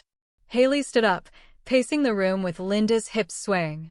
We're not dead, Jake. We're in our prime. Let's go blow some money. Let's drink cocktails out of plastic yards. Let's put it all on black. Jake watched her, stunned. But then, slowly, a grin began to spread across his face. A mischievous, boyish grin. Vegas, he repeated. I haven't been to Vegas since my bachelor party. Then we're overdue. Haley cheered. Come on, Jakey. Live a little. Jake stood up. He grabbed her by the waist and pulled her in. Haley panicked. Oh God, intimacy alert. But Jake just looked at her with burning intensity.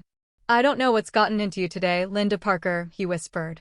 But I am absolutely terrified, and I love it. Let's do it. I'm booking the tickets right now. Caesar's Palace. The one from The Hangover? Haley shouted. Yes. Jake laughed, kissed her forehead, which Haley tolerated with a grimace, and ran to his laptop. Honey, pack your bags. We're going to Sin City. Haley stood in the middle of the living room, blinking. Her phone buzzed. A text from Chloe. Do something crazy to distract Dad. Haley looked at Jake, who was furiously typing on Expedia. Oops, Haley whispered. I think I over-delivered. By the time Linda, in Haley's body, returned home, the house was vibrating with a new, terrifying energy. She walked in, limping slightly from her park excursion, expecting a quiet evening of scolding Haley for whatever mess she'd made. Instead, she found Jake in the kitchen, humming Viva Las Vegas, while furiously chopping vegetables for a salad. Haley, in Linda's body, was sitting at the island, looking pale, staring at a tablet. I'm home, Linda announced, dropping her backpack. Hey kiddo, Jake shouted, too loudly. Guess what? Your mom and I are going to Vegas. Linda froze. Her bag slid off her shoulder and hit the floor with a thud. Excuse me? Linda asked, her voice trembling. Who is going where? Vegas. Jake pointed the knife enthusiastically. Next month. We booked the flights. We're getting a suite. We're going to see, who is it, honey? Alvin Harris. Calvin Harris, Haley corrected meekly, not making eye contact with Linda. Linda turned her gaze slowly toward Haley. Her eyes were wide, manic circles of disbelief. Vegas. The city of sin. The city of noise. The city where Linda Parker would rather die than visit. You. Linda hissed at Haley. You booked a trip to Las Vegas with my husband. He seemed really into it. Haley whispered defensively. He needs to let loose. He has suppressed energy. I hate Vegas. Linda shrieked. It smells like cigarettes and regret. Well, new Linda loves it. Jake said, oblivious to the tension. She wants to go to a pool party. Can you believe it? Your mother. At a pool party. Linda felt the room spinning. She grabbed the counter for support. I need water, she gasped. I need electrolytes. Just then, Chloe walked in through the back door. She looked furious. She had red-rimmed eyes. She looked at Linda. You, Chloe pointed a shaking finger at her mother, in Haley's body. You told Ethan I collect stamps? Stamps, Mom? Really? Linda straightened up. I saved you from a life of mediocrity, Chloe. He texted me. Chloe shouted, pulling out her phone. He said, "Hey, Haley told me you're really busy with your stamp collection and your brain development. I respect that. Hope you find a nice monk to marry. He thinks I'm a weirdo. He respects your boundaries." Linda argued. "He thinks I'm a nun." Chloe screamed. "He unliked my Instagram photo. Do you know what that means? It's social suicide." And I, Haley interjected, raising her hand, accidentally agreed to go clubbing with your dad in Nevada. The three of them stood in the kitchen. Jake was humming, happily tossing salad. Chloe was on the verge of tears. Linda was hyperventilating. Haley was looking for an exit strategy. "This," Linda whispered, clutching her chest, "is a disaster. A complete, unmitigated disaster." "Dinner's ready," Jake announced, placing a giant bowl of salad on the table. "Let's eat. I want to hear all about school, Haley. Did you learn anything today?" Linda looked at the salad. She looked at her husband's happy face.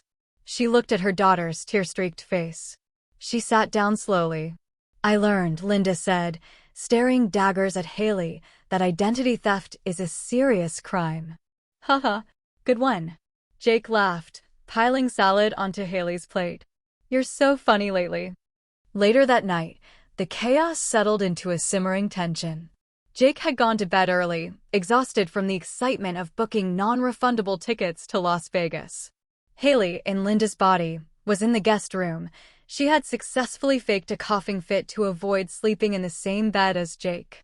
Linda, in Haley's body, was in Haley's room, which she had spent an hour tidying, shoving piles of clothes under the bed. Chloe was in her room, aggressively listening to Taylor Swift breakup songs. Around midnight, a tap came on Linda's window. She sat up in bed, clutching the leopard print sheets. "Who is it?" The window slid open. It was Haley, in Linda's body. She had climbed out the window of the master bedroom and shimmied along the roof to Haley's room. It was a terrifying feat of agility for a 42-year-old body, but Haley's muscle memory was strong. "Let me in," Haley whispered. "My knees are killing me." Linda opened the window. Haley tumbled in, wearing Linda's silk pajamas and a pair of sneakers. "We need to talk," Haley said, sitting on the floor and rubbing her lower back. "This isn't working. I can't be a wife. I almost burned the house down, and now I'm going to Vegas. I don't even have a fake ID. Oh wait, I am the ID. And I," Linda paced the room, "cannot navigate the treacherous waters of high school romance. Ethan has a jawline that is distracting, and I fear I may have overcorrected with Chloe." "You think?" Haley scoffed. "She's downstairs writing a poem about how much she hates the patriarchy of mothers." "We need to switch back," Linda said, desperate. "The necklace. Where is it?" "It's on the dresser," Haley pointed. "But we tried it. It's dead." Linda picked up the necklace. The blue stone was dull, gray, lifeless. "There must be a trigger," Linda muttered, examining it. "Something that caused it. Emotional energy? Conflict. We were fighting," Haley recalled. "About Chloe. About freedom. And understanding," Linda added softly. "You said I didn't understand her. And I said you didn't understand sacrifice." They looked at each other. For a moment, in the dim light of the room, the barrier between them thinned. Linda saw herself, tired, worried, carrying the weight of the world in that beige cardigan. Haley saw herself, chaotic, vibrant, but terrified of the future in that band t-shirt. "Do you?" Linda started, her voice hesitant. "Do you really think I'm a Karen?" Haley sighed. "Kind of. But today, living in your house. Jake loves you so much, Linda. Like, it's gross how much he loves you. And you do everything. The bills, the cleaning, the scheduling. I tried to organize the spice rack and I cried. It's hard." Linda softened. "And do you really like Ethan? Or is he just a trophy?" "I don't like Ethan," Haley said. "Chloe does. I just want her to be happy. She's so stressed, Linda. She wants to be perfect for you. She's terrified of disappointing you. That's why she hides things." Linda felt a lump in her throat. "She's terrified of me?" "She loves you," Haley corrected. "But yeah, you're intense. You need to chill. That's why the necklace broke. You were holding on too tight."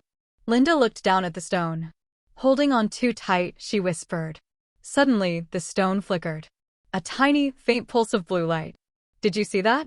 Haley gasped. It flickered, Linda said, her heart racing. We made a connection. We understood something. So we just need to understand each other more? Haley asked. We need to dig deeper, Linda said, clutching the stone. We have to fix the mess we made. I have to fix Chloe's heart. And you.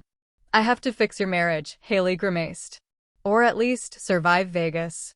No, Linda shook her head. We have to survive tomorrow. Because tomorrow is Saturday. What's Saturday? Haley asked. Saturday, Linda said grimly, is the Maplewood annual charity bake sale. And I am the chairperson. Haley's face went pale. Bake sale? I can't bake. I burned water today. And I, Linda continued, have been invited to a rager at the quarry by your friend Tyler with the Jeep. If I don't go, your social standing is ruined. The quarry? Haley's eyes widened. Oh no. Tyler jumps off the cliffs. You can't jump off cliffs. You have osteoporosis. Wait, no, I have osteoporosis. You just have fear.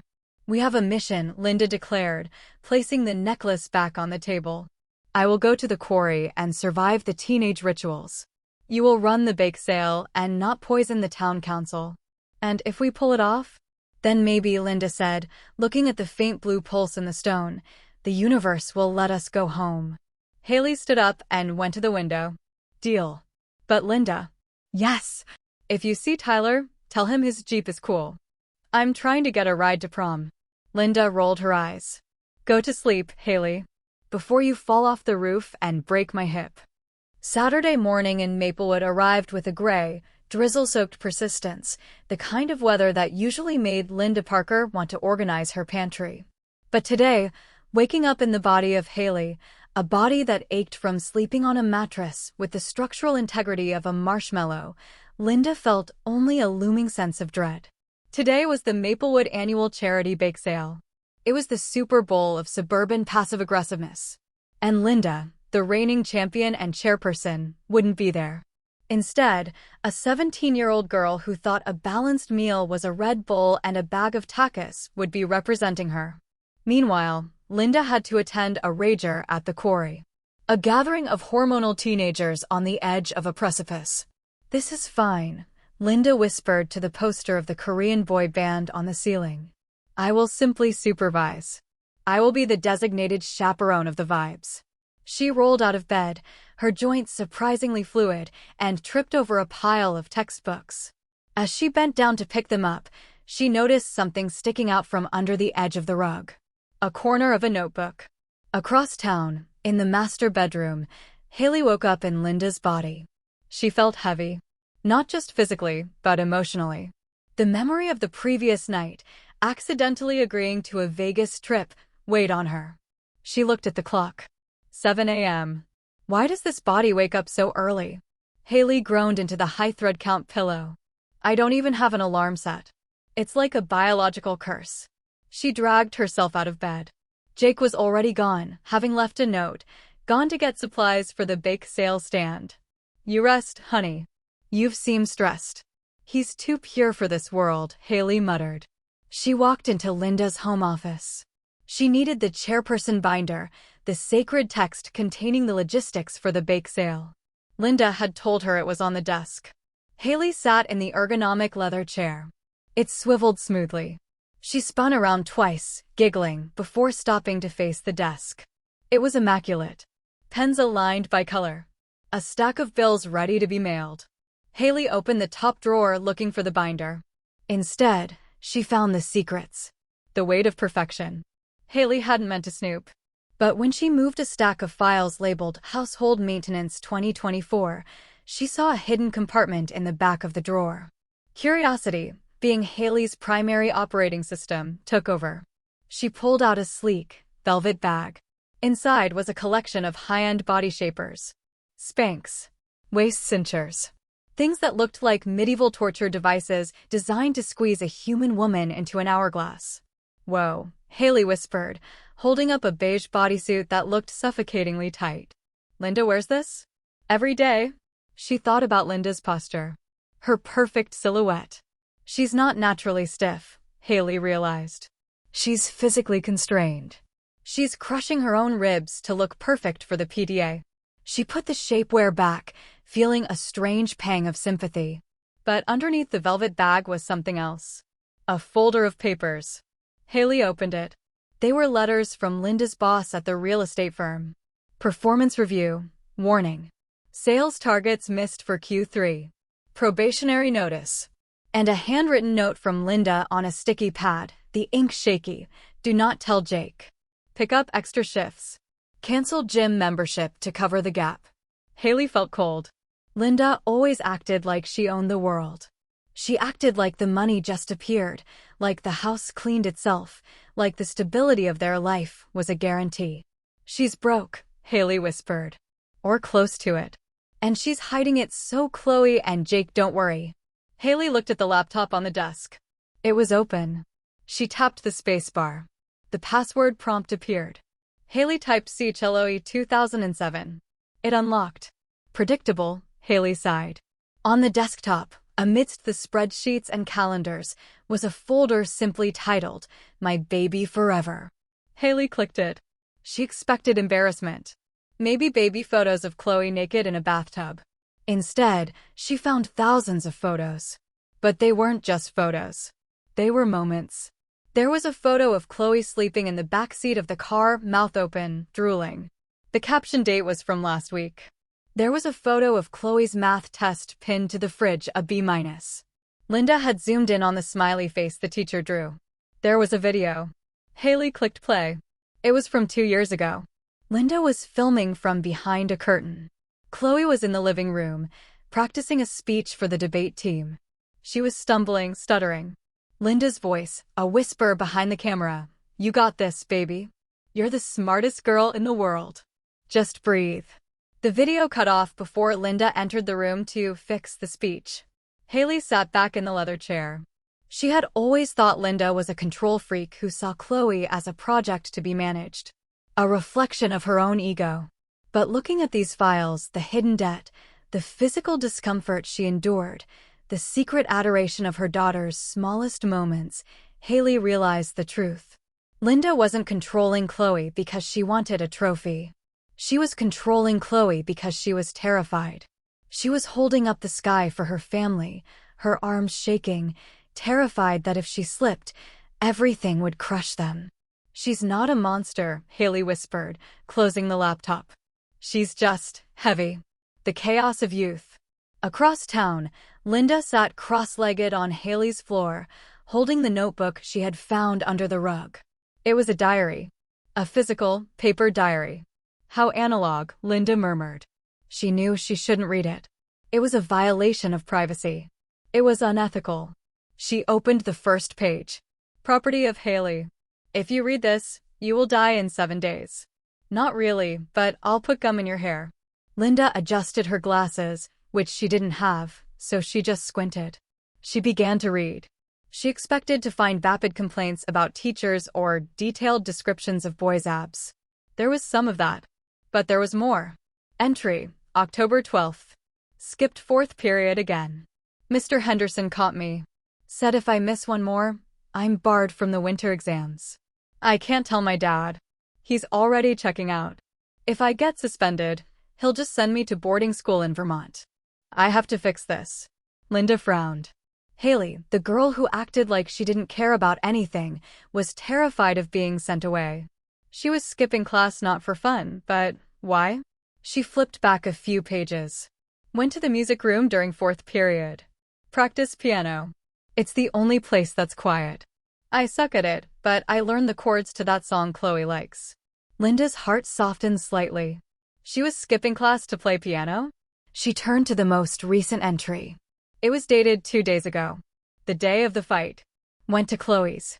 Linda was on the warpath. She's so scary. She looks at me like I'm a stain on her rug. I hate how she makes me feel small. Linda flinched. But I kinda wish my mom yelled at me like that. Linda yells because she cares where Chloe is. My mom just sends a text from her yoga retreat saying, Namaste. Linda is a dragon, but at least she guards her gold. Chloe doesn't know how lucky she is to be guarded. Linda stopped reading. She stared at the messy, looped handwriting. A dragon guarding her gold. Is that how Haley saw her? Terrifying, yes. But protective. And Haley. Haley was jealous. She wasn't trying to corrupt Chloe. She was clinging to Chloe because Chloe had a home.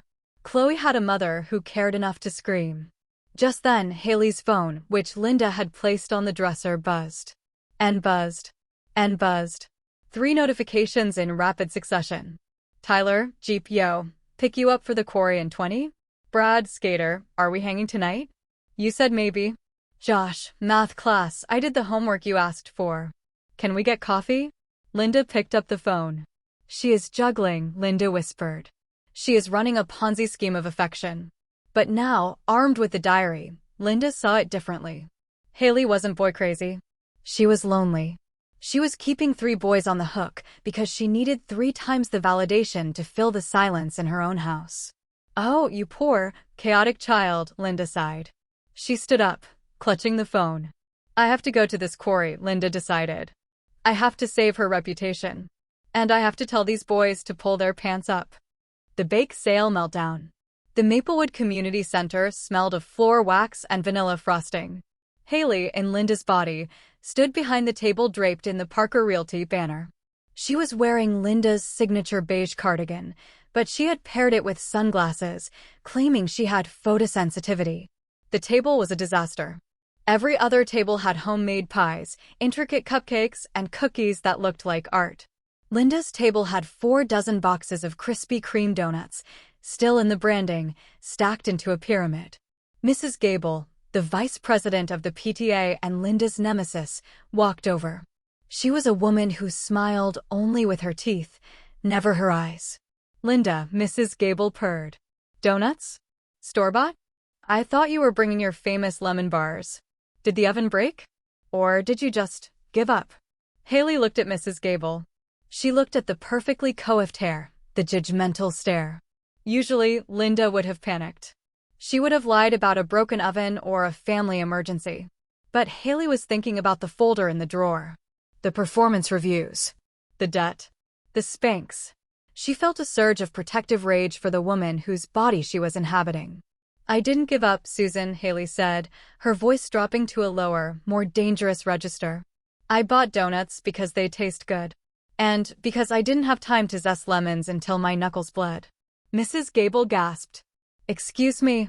You heard me, Haley continued, stepping around the table. She loomed over Mrs. Gable. Do you know how much I do? I run a business.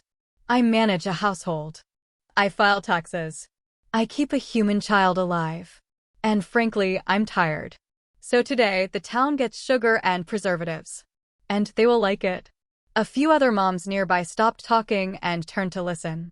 You look disheveled, Mrs. Gable sniffed, eyeing the messy bun Haley had tied. It's not very chairperson-like. I'm comfortable, Haley snapped. And guess what? I'm not wearing the corset today. She slapped her own stomach. It jiggled slightly under the silk blouse. This is a real stomach, Susan. It housed a baby. It ate pizza last night. It's doing its best. Maybe you should try exhaling for once. It's good for the oxygen flow to the brain. Mrs. Gable turned a shade of violet magenta. I have never been so insulted. It's not an insult, Haley shrugged, grabbing a donut and taking a huge bite. It's a vibe check. Want a glazed? They're delicious. She shoved the box toward Mrs. Gable. Mrs. Gable stared at the donut. Then, slowly, hesitantly, she took one. She took a bite. Her shoulders slumped. I haven't had a carb since 2015, Mrs. Gable whispered, looking like she might cry. Eat it, Susan, Haley said, patting her shoulder. Rebel against the patriarchy of dietary restrictions. By noon, the Parker table was sold out. The moms were gathered around Haley, laughing as she told exaggerated stories about Jake's snoring. Haley realized something. Linda's perfection intimidated people. Linda's vulnerability? It made them like her. The quarry confrontation. The quarry was less a party venue and more a lawsuit waiting to happen. It was a jagged cliff overlooking a pool of dark water. Teenagers were everywhere on the hoods of cars, dangling legs over the edge, drinking from red Solo cups. The bass from a portable speaker shook the leaves on the trees. Linda, in Haley's body, stood at the edge of the clearing. She was wearing the most modest outfit she could find in Haley's closet, baggy cargo pants and a flannel shirt buttoned to the chin. "Okay," she muttered. "Identify the threats. Neutralize the romance." She spotted Chloe first. Chloe was sitting on a rock, looking miserable, sipping a soda. Ethan was nowhere to be seen, probably still traumatized by the stamp-collecting conversation. Then, Linda saw the juggle. Tyler, Jeep guy, was approaching from the left. Brad, skater, was approaching from the right. Josh, math, was coming from the center with 2 cups. They were converging on Haley. "Hey, Hales!" Tyler shouted. "Ready to jump?" "Haley, I brought the board," Brad yelled. Linda stepped forward. She held up both hands like a traffic cop. "Halt," she commanded. The 3 boys stopped, confused. Halt?" Tyler asked. Linda marched into the center of the circle. She looked at Tyler. "Tyler, you drive a Jeep Wrangler with no doors. It is a death trap. Have you inspected your roll cage recently?" Tyler blinked. "What?" She turned to Brad. "Brad, you skate. You have scraped knees. Do you disinfect them? Staph infections are rampant in this climate." She turned to Josh. "Josh, you did Haley's homework. That is academic dishonesty. But, thank you. However, you are being used." The boys looked at each other. "Is she drunk?" Brad whispered. "I am sober as a judge," Linda declared. "And I have an announcement." She pulled Haley's phone out of her pocket. "This device," she held it up, "is a source of chaos. Haley, that is, I have been leading you all on. And it stops now." She pointed at Tyler. "You represent adrenaline. I only text you when I'm bored." She pointed at Brad. "You represent rebellion. I text you when I'm mad at my mother." She pointed at Josh. "And you represent stability. I text you when I'm scared I'm going to fail." The clearing went silent. Even the music seemed to turn down. Chloe stared at her best friend, with her mouth open. "I am not looking for a boyfriend," Linda announced, channeling the sadness she had felt reading the diary. "I am looking for a therapist. And perhaps a piano teacher. Because apparently, I play piano to cope with existential dread." She looked at the boys. Her expression softened. "You are all nice boys. But you deserve better than a girl who treats you like options on a menu. Go home. Study. Or, jump off the cliff if you must, but please check the water depth first." Tyler looked at her. He didn't look angry. He looked relieved. "So, I don't have to pretend to like K-pop anymore?" he asked. "No," Linda said. "You are free." "Cool," Tyler said. "I'm gonna go hit on Sarah." As the boys dispersed, Chloe ran over. "Mom," she hissed. "What did you just do?" "You just nuked Haley's entire roster." "I decluttered her emotional life," Linda said, dusting off her cargo pants. "She was hoarding boys, Chloe.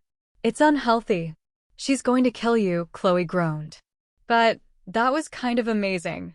Did you see Tyler's face? He looked like you unchained him."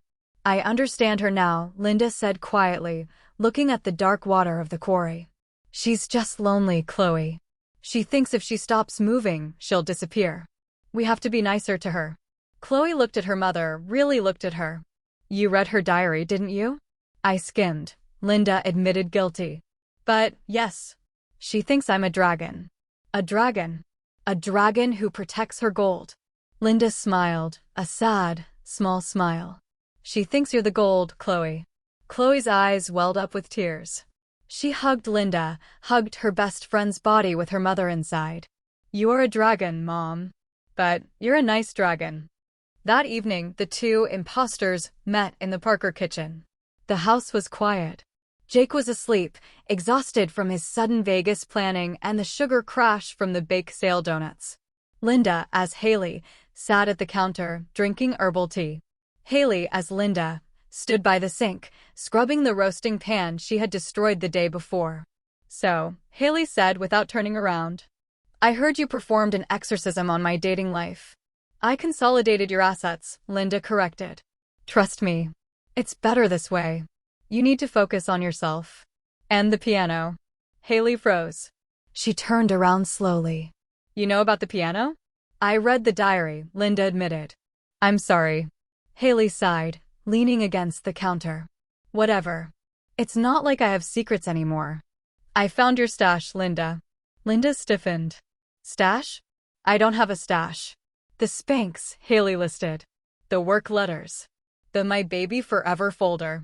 Linda's face, Haley's young face, turned crimson. She covered her eyes with her hands. Oh God. You saw the folder. I saw it, Haley said softly. She walked over and sat next to Linda. You really love her, don't you? Like, obsessively. She's my everything, Linda whispered. And I'm failing her. And I'm failing Jake. The money is tight, Haley. I'm drowning. I'm just trying to keep everyone dry. You're not failing, Haley said firmly. She reached out and took Linda's hand. It was a strange sight, the manicured hand of the mother holding the chipped polish hand of the teen. Today, at the bake sale. I told Mrs. Gable off. I told her you were a warrior. And the other moms? They loved it. They're tired of perfect Linda. They like real Linda. Linda looked up. You told Susan Gable off? I made her eat a glazed donut, Haley grinned. Linda let out a short, shocked laugh. I've wanted to do that for 10 years. See? Haley bumped her shoulder. We're not so different. I'm a mess who wants to be safe. You're a fortress that wants to crumble a little. They sat there in silence, the kitchen clock ticking. Suddenly, the air in the room changed. A hum. A vibration. They looked down. On the counter, where Linda had placed the necklace earlier, the blue stone was glowing. Not a flicker this time. A steady, pulsing beam of light. It's happening, Linda gasped. We understand each other. Wait. Haley shouted. Not yet. I haven't finished scrubbing the pan. Forget the pan. Linda grabbed the necklace. Grab on. Haley grabbed the other end. See you on the other side, dragon, Haley whispered. See you, chaos, Linda smiled. The light flared, blinding white, consuming the kitchen, the secrets, and the silence. The kitchen was silent. The humming of the refrigerator seemed deafening. Linda and Haley stood clutching opposite ends of the lapis lazuli necklace, their eyes squeezed shut, waiting for the cosmic yank of the universe to set them right. They waited. And waited. And waited. Is it working? Haley whispered, one eye cracking open. I still feel, hip-why. Like, my hips hurt. That's a mom symptom. Linda opened her eyes. She looked down. She was still wearing the baggy cargo pants. Her hands were still youthful, decorated with the chipped black nail polish. The blue light in the necklace sputtered, flickered weakly like a dying light bulb, and then went completely dark. No, Linda gasped, shaking the stone. No, no, no. We had a moment. We bonded. We shared trauma. What more do you want, you accursed mineral? Maybe it wasn't enough, Haley said, dropping her end of the chain and slumping against the counter. Maybe the universe thinks we're faking it. I am not faking my distress. Linda shrieked. I have the school play tomorrow. I cannot perform in a theatrical production, Haley. My acting range is limited to pretending to like my mother-in-law's fruitcake. And I, Haley groaned, rubbing her temples, have to sit in the front row with the VIP parents. Do you know how boring that is? It's like a funeral, but with less comfortable chairs. The play, Linda realized, her blood running cold. Chloe has the lead role. It's her big night. If we ruin this, she will never forgive us. Then don't ruin it, Haley said, grabbing a leftover donut. Just memorize my lines.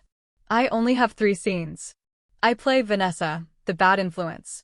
You just have to stand there, chew gum, and tell Chloe to skip class. Linda stared at her.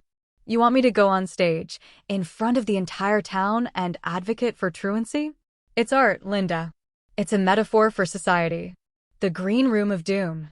The backstage area of the Maplewood High Auditorium smelled of hairspray, nervous sweat, and stale popcorn. It was a sensory nightmare. Linda, in Haley's body, sat in front of a makeup mirror that was surrounded by blinding bulbs. A freshman volunteer was aggressively applying eyeliner to her face. More smudge, the girl muttered. Vanessa is a rebel. She doesn't sleep. She parties. She needs a skincare routine, Linda mumbled, trying to sit still. Chloe rushed in. She was dressed in a modest blue dress, playing the role of Emily, the good girl who falls down the wrong path. "Mom," Chloe hissed, crouching next to Linda's chair. "Please tell me you learned the lines." "I reviewed the script," Linda said stiffly. "I have notes." "Notes?" Chloe's eyes widened. "You can't have notes. It's opening night. Just say the words as written." "The dialogue is grammatically incorrect," Linda argued. "Vanessa says me and him went to the mall. It should be he and I. I cannot speak per grammar, Chloe. It goes against my principles." "Nobody cares about grammar," Chloe squeaked. "Just don't embarrass me. Ethan is running the lighting board. If you mess up, he'll spotlight your failure." 5 minutes to curtain, the stage manager shouted. Linda stood up. She was wearing Haley's costume, a leather jacket, a mesh top, and boots with 3-inch platforms. She wobbled. "I feel like a biker from a low-budget music video," Linda sighed. "Let's get this over with." The VIP section. Meanwhile, in the auditorium, the seats were filling up. The entire town was there. The mayor, the school board, and the terrifying phalanx of PTA moms led by Mrs. Gable, who was still eyeing Haley suspiciously after the donut incident. Haley, in Linda's body, sat in the reserve center seat next to Jake. She was wearing Linda's event dress, a navy blue sheath that was elegant, but so tight Haley felt like a sausage casing. "Excited?" Jake whispered, squeezing her hand. "Chloe's worked so hard on this." "Totally," Haley said, shifting uncomfortably. "I just hope it's short. My attention span is currently running on fumes." She pulled out Linda's phone. She saw a notification from Facebook. "What's on your mind, Linda?" Haley smirked. "You know what? Why not document the night? Linda needs to be more relatable." She tapped the live button. The screen flashed. "Linda Parker is live." She held the phone up, angling it so she and the stage were in the frame.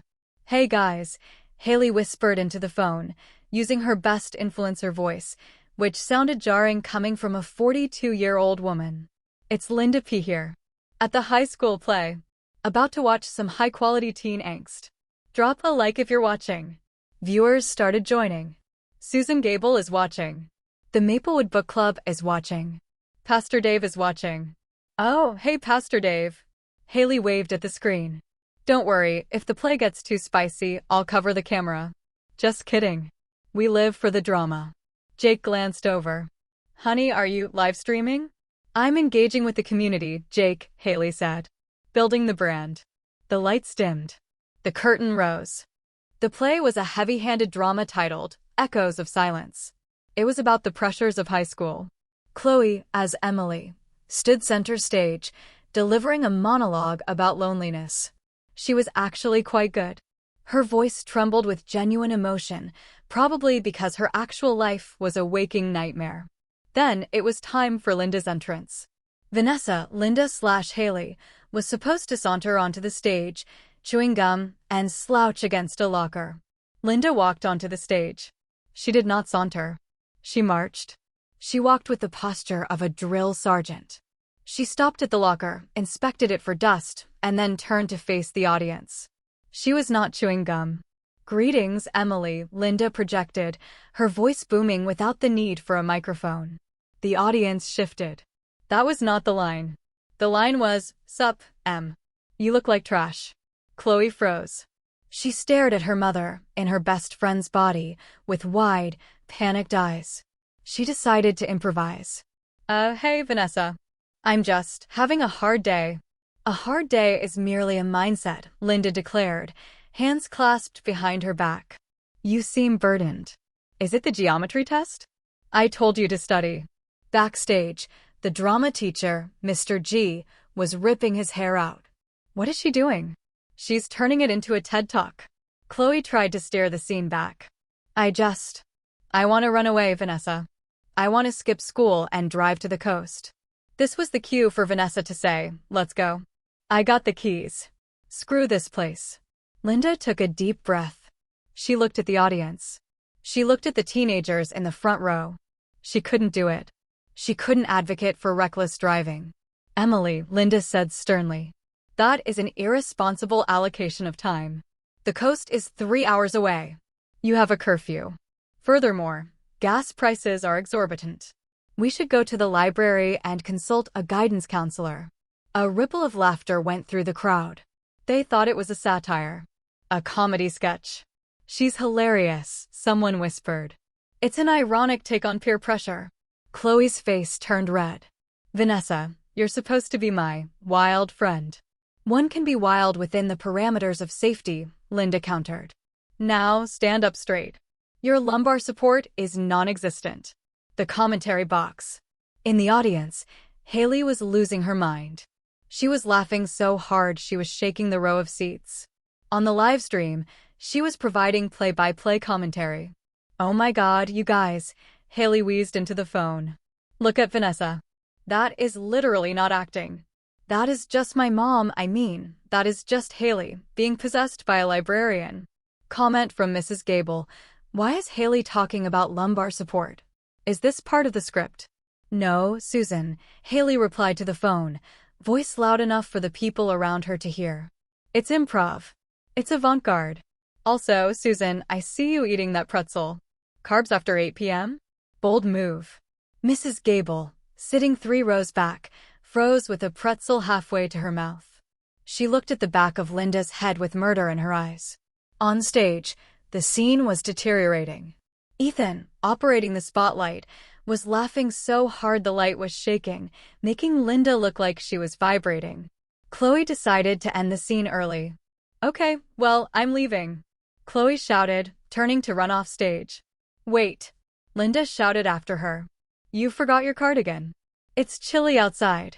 The audience erupted in applause. They loved Vanessa. They thought she was the comedic relief character of the century. The second act was supposed to be the emotional climax. The script called for Vanessa to get drunk at a party and break down crying. Linda, in Haley's body, was dreading this. Public intoxication was against her moral code. The set changed to a party scene. Red Solo cups everywhere. Loud music. Linda stood holding a cup. She sniffed it suspiciously.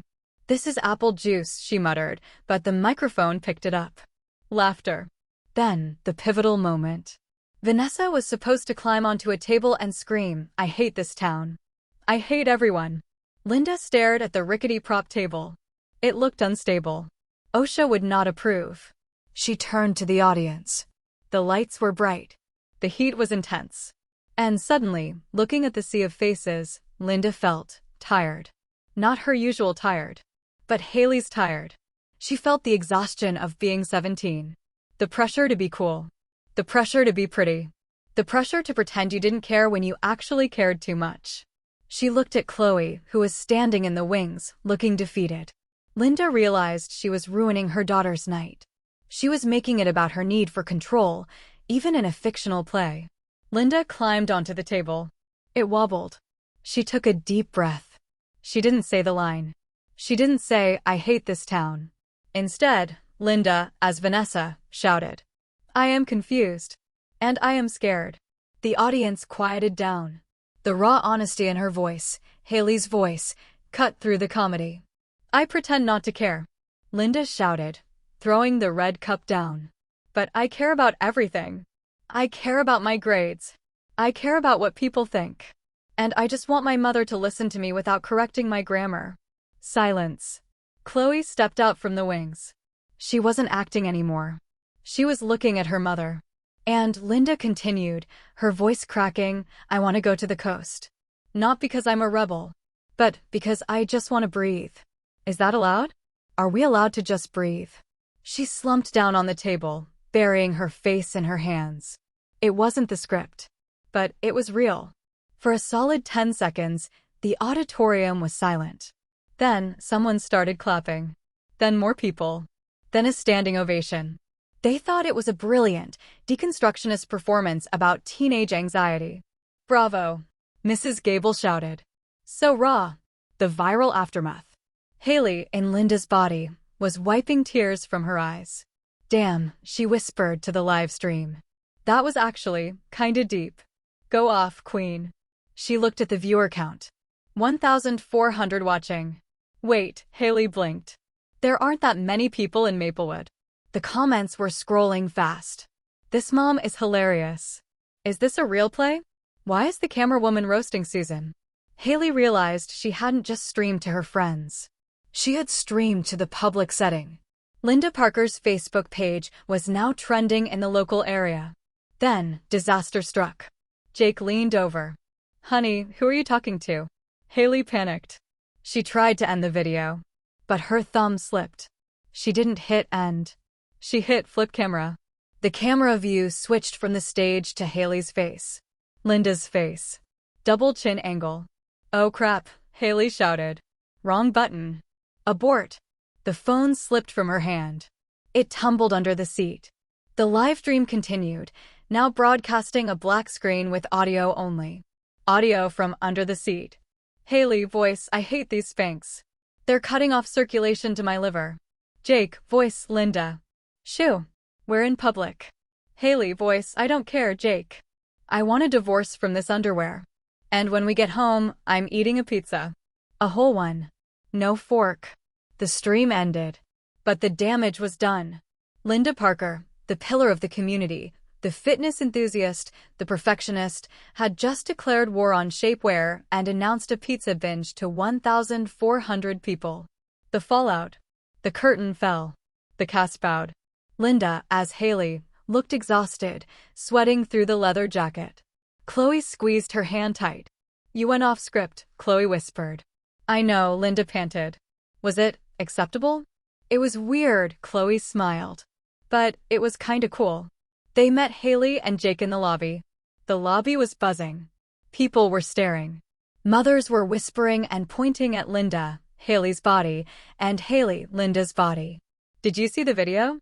The Spanx comment? Iconic." Mrs. Gable marched up to Haley. "Linda. Linda," she said, her face unreadable. Haley braced herself for a fight. "Look, Susan, about the pretzel comment." "You're right," Mrs. Gable interrupted. She unbuttoned her blazer. "I'm wearing a waist trainer right now, and I can't feel my left leg." "You're so brave for speaking out." Mrs. Gable hugged her. "Let's get pizza," Mrs. Gable whispered. Haley blinked. Sure." Linda, in Haley's body, walked up, limping.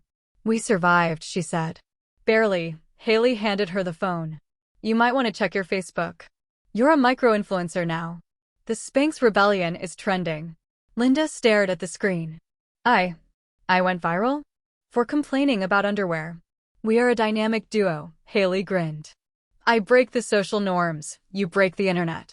But before they could celebrate, a figure emerged from the crowd. It was the principal. And he didn't look happy. He walked straight up to Linda, in Haley's body. "Haley," the principal said sternly. "That performance was passionate. However, during your monologue on the table, you kicked the prop locker." "It was an accident," Linda pleaded. "The locker fell over," the principal continued. "And it landed on the fire alarm box, which you shattered." Linda closed her eyes. "The fire department is on their way," the principal sighed. "And since you are technically the one who broke it, that's a suspension. 3 days. Suspension?"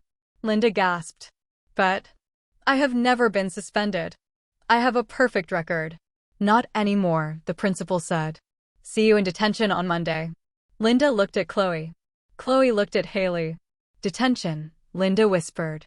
"I am going to detention." "Welcome to the club." Haley patted Linda's shoulder, her own shoulder. "Don't worry. I know a guy who can get you the good snacks." As the sirens of the fire trucks wailed in the distance, approaching the school, the three of them stood in the lobby. The necklace in Linda's pocket felt heavy. Cold. Dead. They had survived the play. They had survived the secrets. But now, Linda Parker, the woman who followed every rule, was a suspended delinquent. And Haley, the rebel, was the new face of the body positivity movement for suburban moms. "We broke everything," Linda said, watching the flashing red lights reflect on the glass doors. "Yeah," Chloe said, taking both their hands. "But at least we're not bored." The fire trucks had departed, the auditorium lights were extinguished, and the adrenaline that had fueled the wildest night in Maplewood High history had finally curdled into exhaustion. The drive home was quiet. Jake, bless his heart, had fallen asleep in the passenger seat of the SUV, muttering something about viral engagement metrics and pizza toppings. He was a man who had accepted the chaos of the last few days by simply shutting down his higher brain functions. When they arrived at the Parker residence, the house stood silent and still, unaware that its occupants had just set the town's social hierarchy on fire. "Bed," Jake mumbled, stumbling out of the car and heading straight for the stairs. "Good night, Linda. Good night, Haley. Good night, Chloe. If the police call, tell them I'm asleep." He vanished upstairs. The three women, Linda in Haley's body, Haley in Linda's body, and Chloe, stood in the hallway. The grandfather clock ticked loudly, marking the beginning of a new day. But none of them moved toward their bedrooms. There was a heaviness in the air, a charged static that wasn't just from the lingering magic. It was the weight of things left unsaid. "My room," Chloe whispered, breaking the silence. "We need to finish this." The sanctuary. Chloe's room was a sanctuary of teenage comfort, fairy lights, plush rugs, and walls covered in Polaroids. Linda, as Haley, walked in and sat on the floor, leaning against the bed. She winced. Her young muscles were sore from the stage performance, from climbing onto the table, from the sheer physical exertion of being 17. Haley, as Linda, collapsed onto the beanbag chair. It was an undignified position for a 42-year-old body, legs splayed, the expensive navy dress bunched up. She began to unpin the chaotic bun from her hair, pulling out bobby pins like she was removing shrapnel. "I never want to wear this dress again," Haley groaned. "It's a straitjacket made of polyester." "It's silk," Linda corrected automatically, pulling her knees to her chest. "And dry clean only." "Well, it smells like sweat and stage fear," Haley said, tossing a pin onto the rug. Chloe sat on the edge of her bed, looking down at them. Her mother and her best friend. Two people she thought she knew perfectly, now scrambled into a terrifying, enlightening puzzle. "So," Chloe said softly, "you got suspended, Mom." Linda let out a long, ragged sigh. She looked at her hands, Haley's hands, with the chipped black polish and the silver rings. "I got suspended," Linda repeated, the reality sinking in. "Me, Linda Parker. I have never even had a parking ticket. And now I am a delinquent who vandalized school property." "You were a rock star," Haley said, massaging her own neck, Linda's neck. "Seriously. That speech on the table. I am confused and I am scared? That was the realest thing anyone has said in this town for 20 years. Linda looked up, her eyes rimmed with red. "I didn't mean to say it. It just came out. This body. Haley's body, it has no filter. It feels everything so intensely. When I stood there, looking at those kids, I felt this wave of panic. The fear that I wasn't good enough. That I was being judged. That I was alone." She looked at Haley. "Is that how you feel every day?" Haley stopped messing with her hair. She looked down at her lap. "Yeah," Haley whispered. "Pretty much. You wake up and you put on the armor, the eyeliner, the attitude, the loud music. Because if you don't, people will see that you're just a kid who has no idea what she's doing. And that's terrifying." Linda nodded slowly. "I forgot." "Forgot what?" Chloe asked. "I forgot how hard it is to be young," Linda said. "I look at you, Chloe, and I see potential. I see the future. I want to clear the path for you so you never have to stumble. But I forgot that stumbling is the only way you learn how to walk. The truth about control." Haley shifted in the beanbag chair. She looked at Linda, really looked at her. "You know," Haley began, her voice taking on a tone of maturity that sounded strange coming from the usually brash teen, even if the vocal cords were middle-aged. "Living in your body, it's not a picnic either, Linda." "I know," Linda said defensively. "I have back pain." "It's not the back pain," Haley said. "It's the noise in your head. I walked into your office. I saw the calendar. The bills. The lists. The reminders to buy organic milk, to call the insurance company, to schedule the gutter cleaning." Haley shuddered. "It never stops. There is a constant, low-level siren screaming, 'Don't drop the ball.' You carry the whole world for this family." Chloe looked at Haley. "What do you mean?" "Your mom isn't just strict, Chloe," Haley said, looking at her best friend. "She's holding up the roof. Literally. I saw the bank notifications. I saw the emails from her boss. She takes on extra work so you can have those dance lessons and that tutor. She skips buying things for herself so you can have the good sneakers. Chloe turned to Linda. Mom? Is that true? Linda looked away, ashamed. I didn't want you to know. A mother's job is to make the world look stable, even if the foundation is cracking. But that's why you're so controlling, Haley said gently. Because if you lose control of one tiny thing, like a dress or a curfew or a boy, you feel like the whole house is going to collapse. Linda's lip trembled. Tears, teenage tears, hot and fast, spilled down Haley's cheeks. I'm just so scared, Linda whispered, her voice cracking. I'm scared all the time. I look at you, Chloe, and I see my baby. I see the toddler who ran into the coffee table and needed stitches. I see the little girl who cried because she dropped her ice cream. And I just want to wrap you in bubble wrap and keep you safe. She wiped her eyes with the sleeve of the flannel shirt. But I'm pushing you away. I saw it in your eyes tonight on stage. You looked at me, and you were surprised that I was listening. Because I never listen. I just direct. Chloe slid off the bed and sat on the floor next to Linda. She wrapped her arms around her mother, around the body of her best friend. I'm scared too, Mom, Chloe confessed, resting her head on Linda's shoulder. I feel like I have to be perfect for you. I feel like if I get a B, or if I date a guy you don't like, or if I admit that I hate piano, I'm betraying all your sacrifice. You hate piano? Linda asked, sniffing. I loathe it, Chloe laughed through her tears. I want to learn guitar. But I didn't want to tell you because you paid for that expensive Steinway. That piano is a nightmare to dust, Linda admitted. We should sell it. They both laughed, a wet, teary sound. Haley watched them, feeling like an intruder, yet intimately connected. She felt a strange sensation in her chest, Linda's heart, beating with a heavy, warm rhythm. She realized that for the last 3 days, she hadn't just been a tourist in Linda's life. She had been a participant. She had felt the love Jake had for his wife. She had felt the pride Linda had for Chloe. She had felt the respect of the community, even if she had to force-feed them donuts to get it. I think, Haley said, leaning forward, that we've all been kind of stupid. Linda and Chloe looked at her. I thought being an adult meant you had all the answers, Haley said. I thought you guys were just boring because you forgot how to have fun. But you're not boring. You're just tired. And responsible. And honestly, it's kind of badass. You keep humans alive. That's a superpower. She looked at Linda. And you, Haley pointed a manicured finger. You thought being a teenager was just chaos and rebellion. But it's hard work figuring out who you are.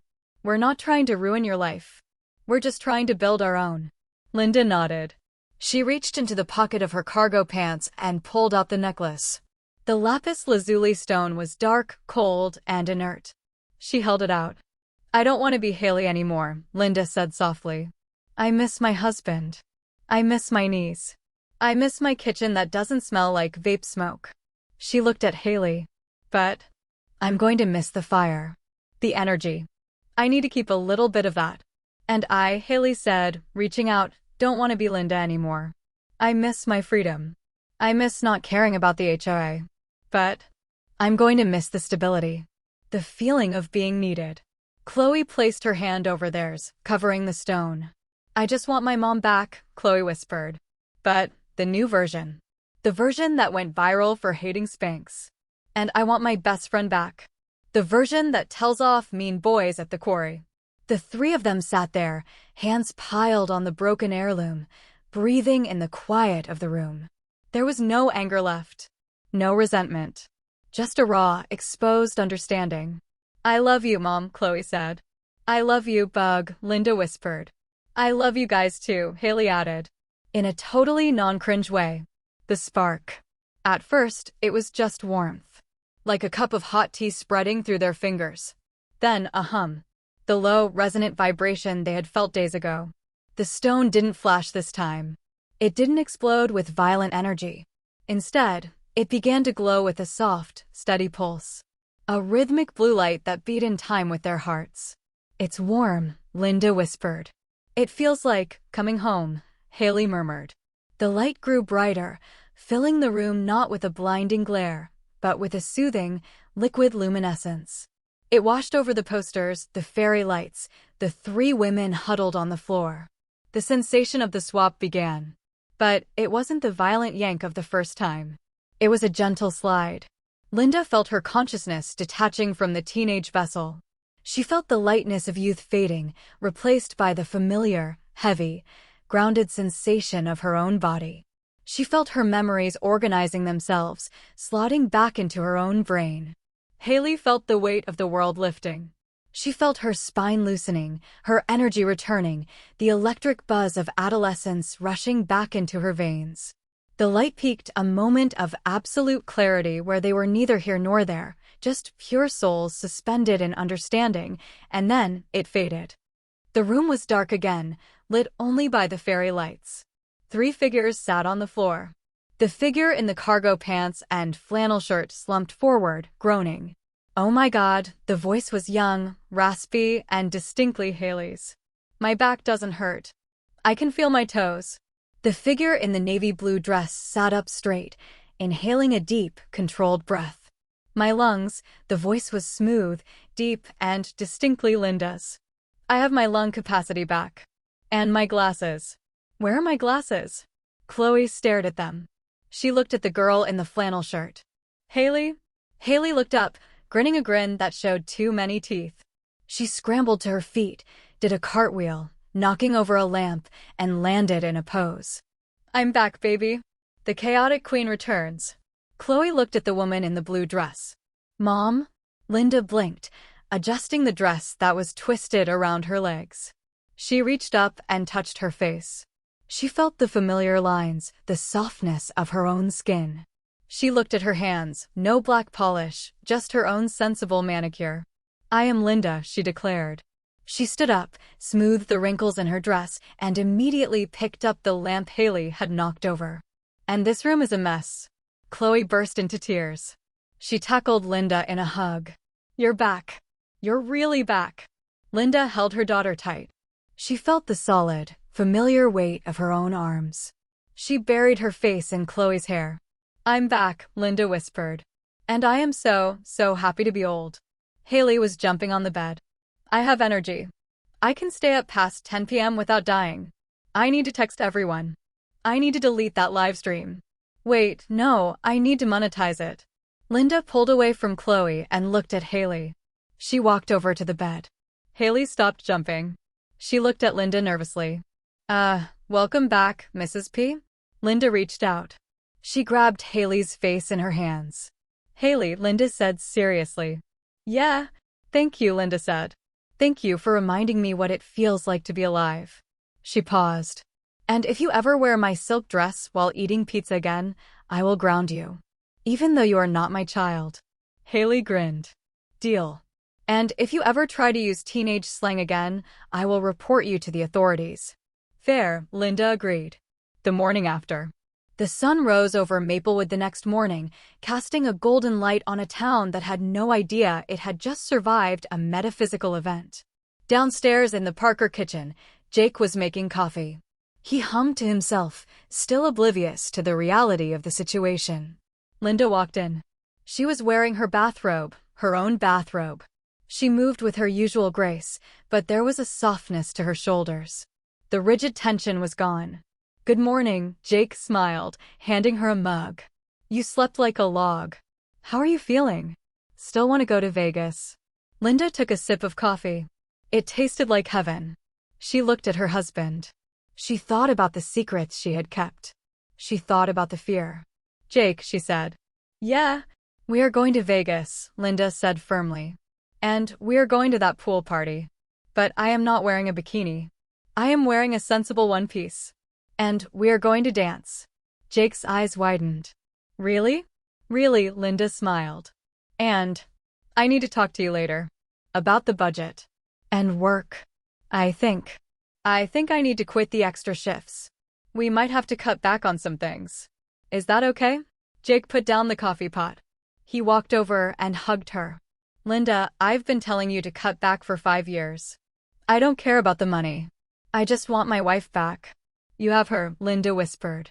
Just then, the back door flew open. Haley walked in, wearing her own clothes, ripped jeans, band tee, combat boots. She looked refreshed, chaotic, and completely herself. "Morning, Parkers," she shouted, grabbing an apple from the bowl. "Mrs. P, I'm taking Chloe to get coffee.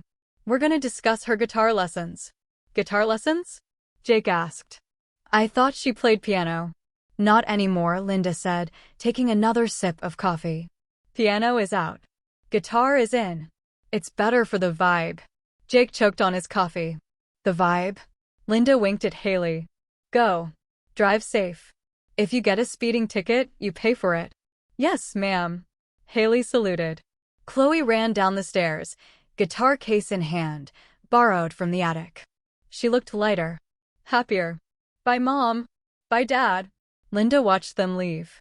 She watched her daughter laugh as she climbed into Haley's rattling car. She watched them drive away, not with fear, but with trust. She touched the necklace around her neck.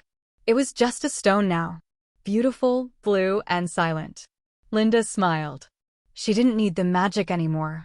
She had learned the lesson. She turned to Jake.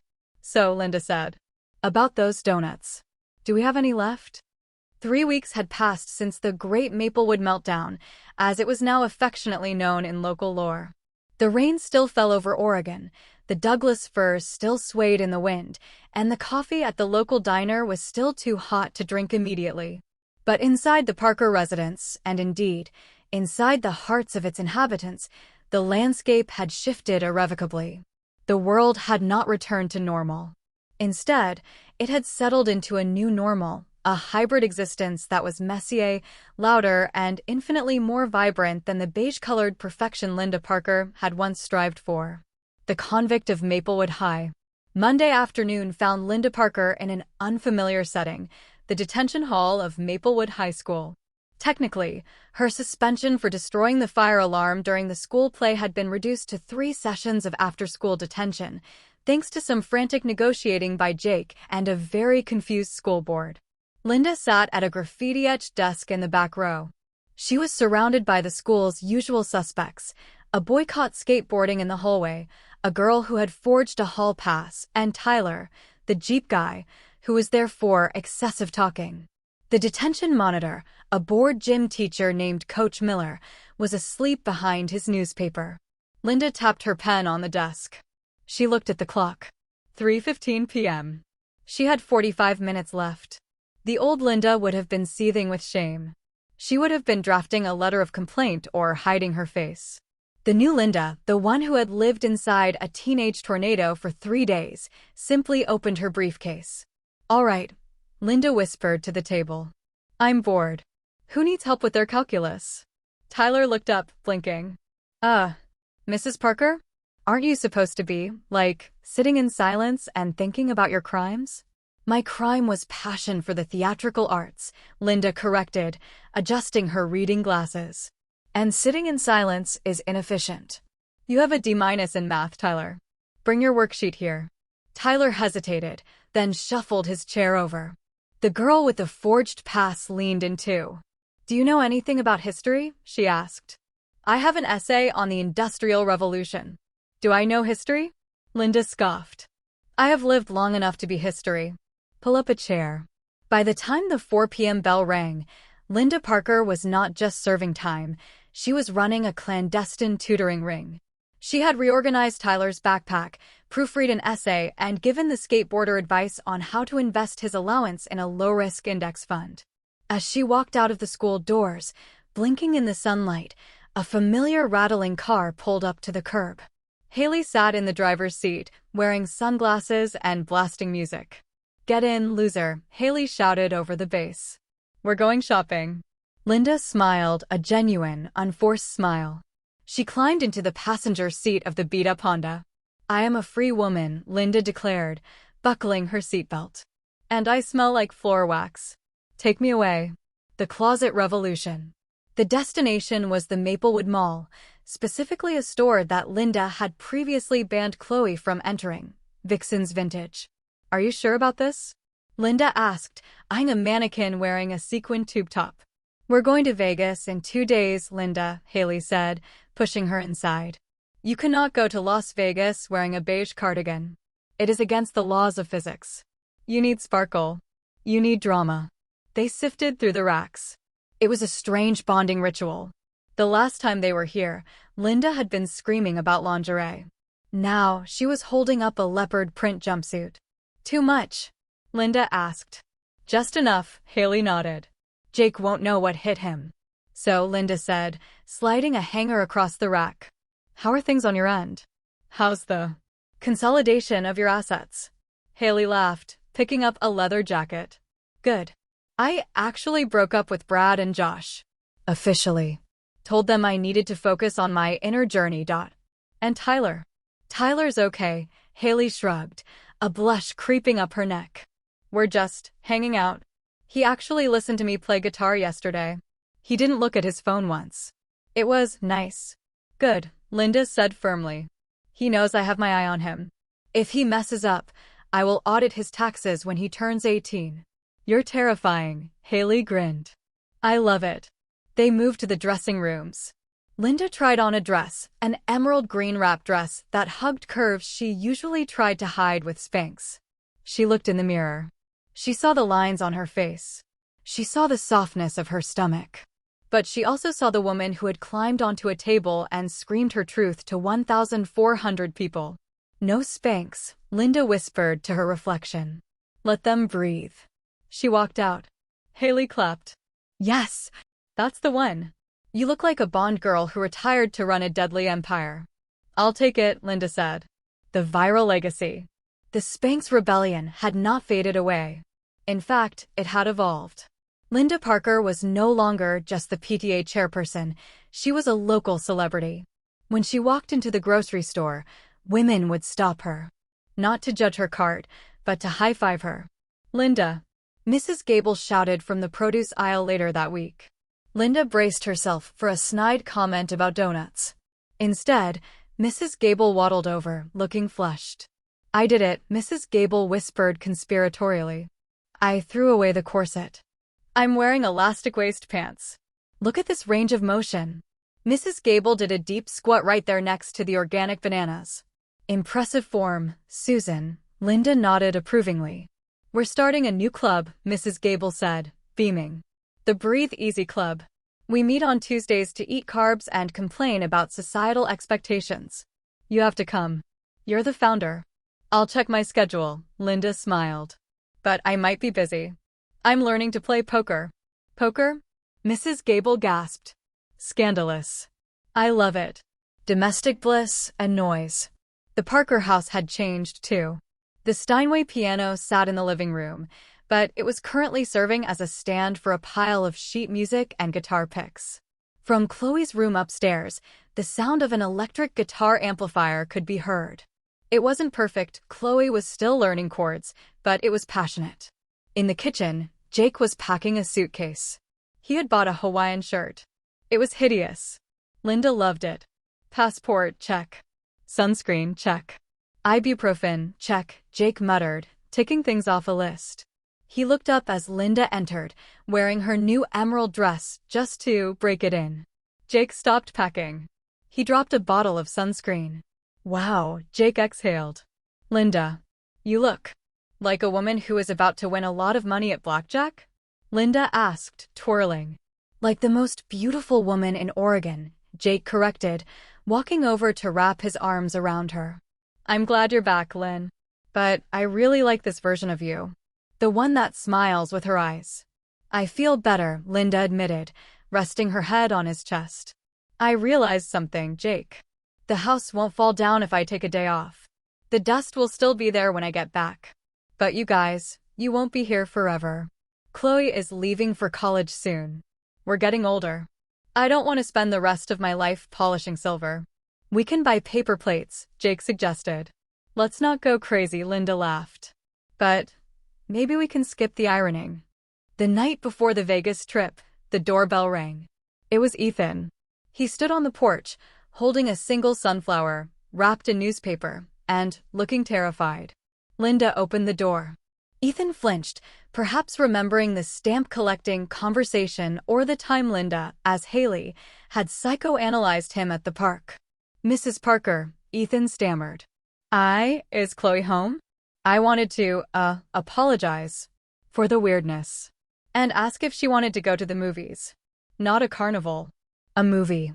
Quiet. Sitting down. Linda looked at the boy. She saw the messy hair, the nervous eyes. The old Linda would have asked about his GPA.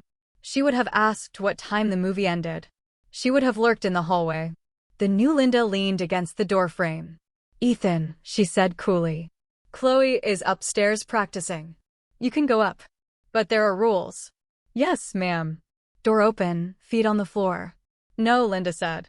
"The rule is, if you break her heart, Haley will break your truck. And I will help her hide the evidence. Do we understand each other?" Ethan gulped. "Crystal clear, Mrs. Parker." "Good. She likes popcorn with extra butter. Don't be cheap." She stepped aside and let him in. From the top of the stairs, Chloe watched. She beamed at her mother. "Thanks, Mom," she mouthed. Linda winked. "Have fun. Make good choices. Or at least, make choices you can explain later." The attic. Later that night, Linda and Haley climbed the ladder to the attic. It was dusty, filled with boxes of old toys and Christmas decorations. In Linda's hand was the velvet box containing the lapis lazuli necklace. "So," Haley said, looking around the spooky space. "This is it?